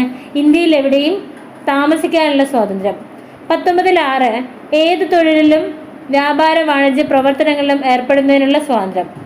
19 6 എന്താണ്? ഏത് തൊഴിലിലും വ്യാപാര വാണിജ്യ പ്രവർത്തനങ്ങളിലും ഏർപ്പെടുന്നതിനുള്ള സ്വാതന്ത്ര്യം. ഇങ്ങനെ 19 തന്നെ 6 ഉണ്ട്. ഇനി 20ാമത്തെ എന്താണ്? കുറ്റകൃത്യം ചെയ്തവരെ സംബന്ധിച്ചുള്ള സംരക്ഷണം.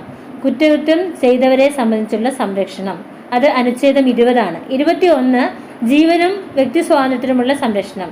21 ജീവനും വ്യക്തി സ്വാതന്ത്ര്യത്തിനുമുള്ള സംരക്ഷണം. ഇനി 21 തന്നെ എ ഉണ്ട്. 6 മുതൽ 14 വയസ്സ് വരെയുള്ള എല്ലാ കുട്ടികൾക്കും നിർബന്ധിതവും സൗജന്യവുമായ വിദ്യാഭ്യാസത്തിനുള്ള അവകാശം. 22ാമത്തത് അന്യായമായ അറസ്റ്റിനും തടങ്കലിനുമെതിരെയുള്ള സംരക്ഷണം. 22 എന്താണ്? അന്യായമായ അറസ്റ്റിനും തടങ്കലിനെതിരെയുമുള്ള സംരക്ഷണം. അനുച്ഛേദം 22. അടിയന്തരാവസ്ഥ കാലത്തും നിഷേധിക്കാൻ പറ്റാത്ത മൗലികാവകാശം ഏതാണ്? ജീവന്റെയും വ്യക്തി സ്വാതന്ത്ര്യത്തിന്റെയും സംരക്ഷണം. അനുച്ഛേദം 21. അടിയന്തരാവസ്ഥ കാലത്തും നിഷേധിക്കാൻ പറ്റാത്ത മൗലികാവകാശം ഏതാണ്? ജീവന്റെയും വ്യക്തി സ്വാതന്ത്ര്യത്തിന്റെയും സംരക്ഷണം. അതാണ് അനുച്ഛേദം 21. അനുച്ഛേദം 21. ചൂഷണത്തിനെതിരായ അവകാശങ്ങളിൽ പെടുന്നത് ഏതൊക്കെയാണ്? നിർബന്ധിത തൊഴിൽ, മനുഷ്യ കച്ചവടം എന്നിവ നിരോധിച്ചിരിക്കുന്നു. അതെന്താണ്? ചൂഷണത്തിനെതിരെയുള്ള അവകാശമാണ് അല്ലെ. അനുച്ഛേദം 23.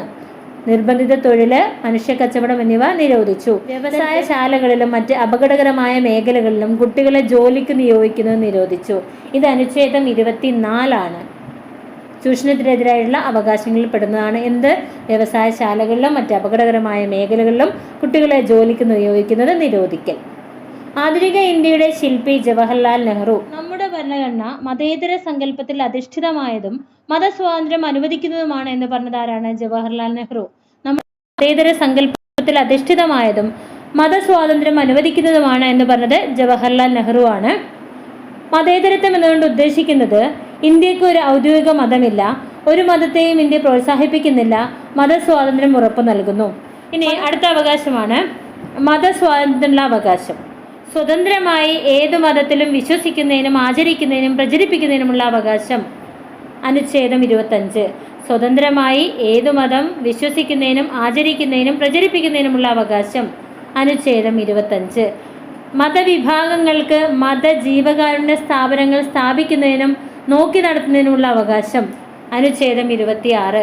മതവിഭാഗങ്ങൾക്ക് മതജീവകാരുണ്യ സ്ഥാപനങ്ങൾ സ്ഥാപിക്കുന്നതിനും നോക്കി നടത്തുന്നതിനുമുള്ള സ്വാതന്ത്ര്യം. അനുച്ഛേദം 26. ഏതെങ്കിലും പ്രത്യേക മതത്തിന്റെ പ്രോത്സാഹനത്തിനു വേണ്ടി നികുതികൾ കൊടുക്കാൻ നിർബന്ധിക്കുന്നതിനെതിരായിട്ടുള്ള സ്വാതന്ത്ര്യം. ഏതെങ്കിലും പ്രത്യേക മതത്തിന്റെ പ്രോത്സാഹനത്തിനു വേണ്ടി നികുതികൾ കൊടുക്കാൻ നിർബന്ധിക്കുന്നതിനെതിരെയുള്ള സ്വാതന്ത്ര്യം. അനുച്ഛേദം 27. മതബോധത്തിൽ നിന്ന് ഒഴിഞ്ഞു നിൽക്കാനുള്ള അവകാശം. മതബോധത്തിൽ നിന്ന് ഒഴിഞ്ഞു നിൽക്കാനുള്ള അവകാശം. അനുച്ഛേദം 28. മതബോധത്തിൽ നിന്ന് ഒഴിഞ്ഞു നിൽക്കാനുള്ള അവകാശം. അനുച്ഛേദം 28. ഇത്രയാണ് മതസ്വാതന്ത്ര്യത്തിന് വേണ്ടിയുള്ള അവകാശത്തിന്റെ പരിധിയിൽ വരുന്നത്. നമ്മൾ പറഞ്ഞു 25 മുതൽ 28 വരെയാണ് ഇത് മതസ്വാതന്ത്ര്യത്തിനുള്ള അവകാശം. ഏതൊക്കെയാണ്? സ്വതന്ത്രമായി ഏതു മതത്തിലും വിശ്വസിക്കുന്നതിനും ആചരിക്കുന്നതിനും പ്രചരിപ്പിക്കുന്നതിനുള്ള അവകാശം. അനുച്ഛേദം 25. മതവിഭാഗങ്ങൾക്ക് മതജീവകാരുണ്യ സ്ഥാപനങ്ങൾ സ്ഥാപിക്കുന്നതിനും നോക്കി നടത്താനുള്ള സ്വാതന്ത്ര്യം ഏതാ വരുന്നത്? അനുച്ഛേദം 26. ഏതെങ്കിലും പ്രത്യേക മതത്തിന്റെ പ്രോത്സാഹനത്തിന് വേണ്ടി നികുതികൾ കൊടുക്കാൻ നിർബന്ധിക്കുന്നതിനെതിരെയുള്ള സ്വാതന്ത്ര്യം. അനുച്ഛേദം 27. മതബോധത്തിൽ നിന്ന് ഒഴിഞ്ഞു നിൽക്കാനുള്ള അവകാശം. അനുച്ഛേദം 28. മതബോധത്തിൽ നിന്ന് ഒഴിഞ്ഞു നിൽക്കാനുള്ള അവകാശം. അനുച്ഛേദം 28. സാംസ്കാരികവും വിദ്യാഭ്യാസപരവുമായ അവകാശങ്ങളിൽ ഏതൊക്കെ വരും? ന്യൂനപക്ഷങ്ങൾക്ക് അവരുടെ ഭാഷ, ലിപി, സംസ്കാരം എന്നിവയുടെ സംരക്ഷണം, അത് അനുച്ഛേദം 29 സാംസ്കാരികവും വിദ്യാഭ്യാസപരമായ അവകാശം 29-30 ആണ്. 29-30 29ാമത്തേത് ഏതാണ്? ന്യൂനപക്ഷങ്ങൾക്ക് അവരുടെ ഭാഷ, ലിപി, സംസ്കാരം എന്നിവയുടെ സംരക്ഷണം, അതാണ് 29ാമത്തേത്. മതഭാഷാ ന്യൂനപക്ഷങ്ങൾക്ക് സ്വന്തം ഇഷ്ടപ്രകാരം വിദ്യാഭ്യാസ സ്ഥാപനങ്ങൾ ആരംഭിക്കുന്നതിനുള്ള അവകാശം, അനുച്ഛേദം 30. മതഭാഷാ ന്യൂനപക്ഷങ്ങൾക്ക് സ്വന്തം ഇഷ്ടപ്രകാരം വിദ്യാഭ്യാസ സ്ഥാപനങ്ങൾ ആരംഭിക്കുന്നതിനുള്ള അവകാശം, അനുച്ഛേദം 30. മതഭാഷാ ന്യൂനപക്ഷങ്ങൾക്ക് സ്വന്തം ഇഷ്ടപ്രകാരം വിദ്യാഭ്യാസ സ്ഥാപനങ്ങൾ ആരംഭിക്കുന്നതിനുള്ള അവകാശമാണ് അനുച്ഛേദം 30. ഭരണഘടനാപരമായ പരിഹാരം കാണുന്നതിനുള്ള അവകാശം 32 മുതൽ 35 വരെയാണ്. ഭരണഘടനാപരമായ പരിഹാരം കാണാനുള്ള അവകാശം എന്ന് പറഞ്ഞത് 32 മുതൽ 35 വരെയാണ്. ഒരു വ്യക്തിക്ക് മൗലികാവകാശങ്ങൾ ലംഘിക്കപ്പെട്ടാൽ അവ പുനഃസ്ഥാപിക്കാൻ സുപ്രീം കോടതിയെയോ ഹൈക്കോടതിയെയോ സമീപിക്കാൻ അവകാശം നൽകുന്നു.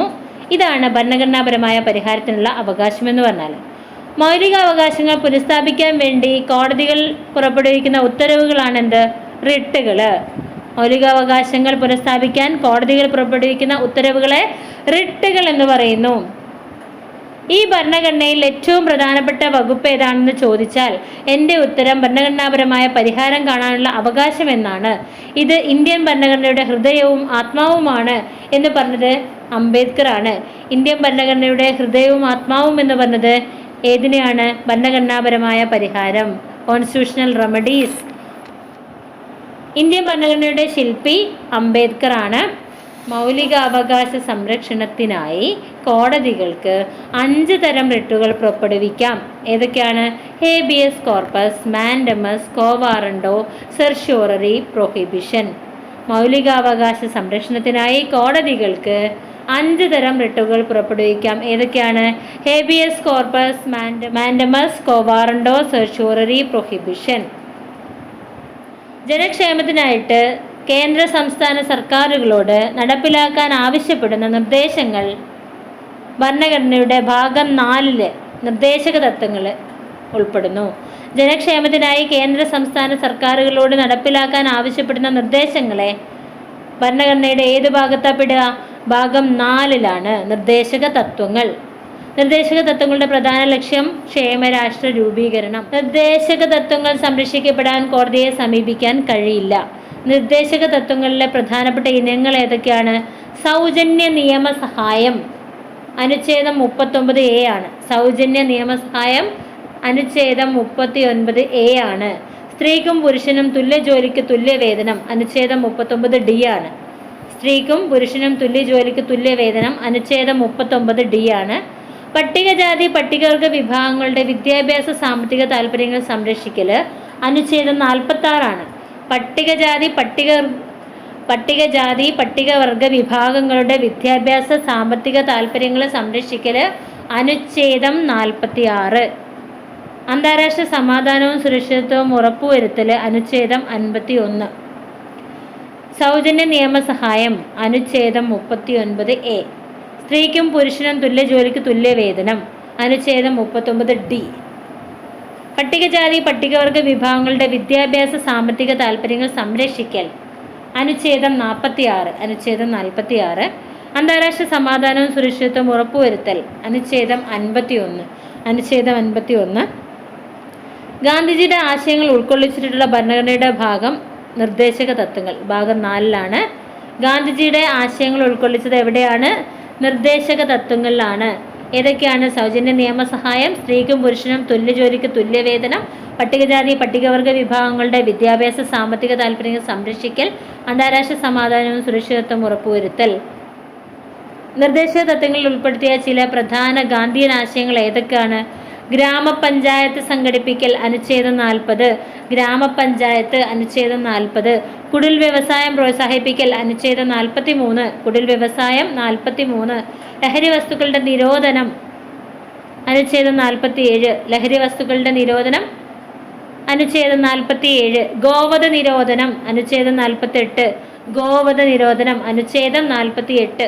മൗലിക കർത്തവ്യങ്ങളെക്കുറിച്ച് പ്രസ്താവിക്കുന്ന ഭരണഘടനാ ഭാഗം 4A മൗലിക കർത്തവ്യങ്ങൾ ഭാഗം 4A ഭാഗം 4A മൗലിക കർത്തവ്യങ്ങൾ, ഭാഗം 4 നിർദ്ദേശക തത്വങ്ങൾ, ഭാഗം 3 മൗലിക അവകാശങ്ങൾ.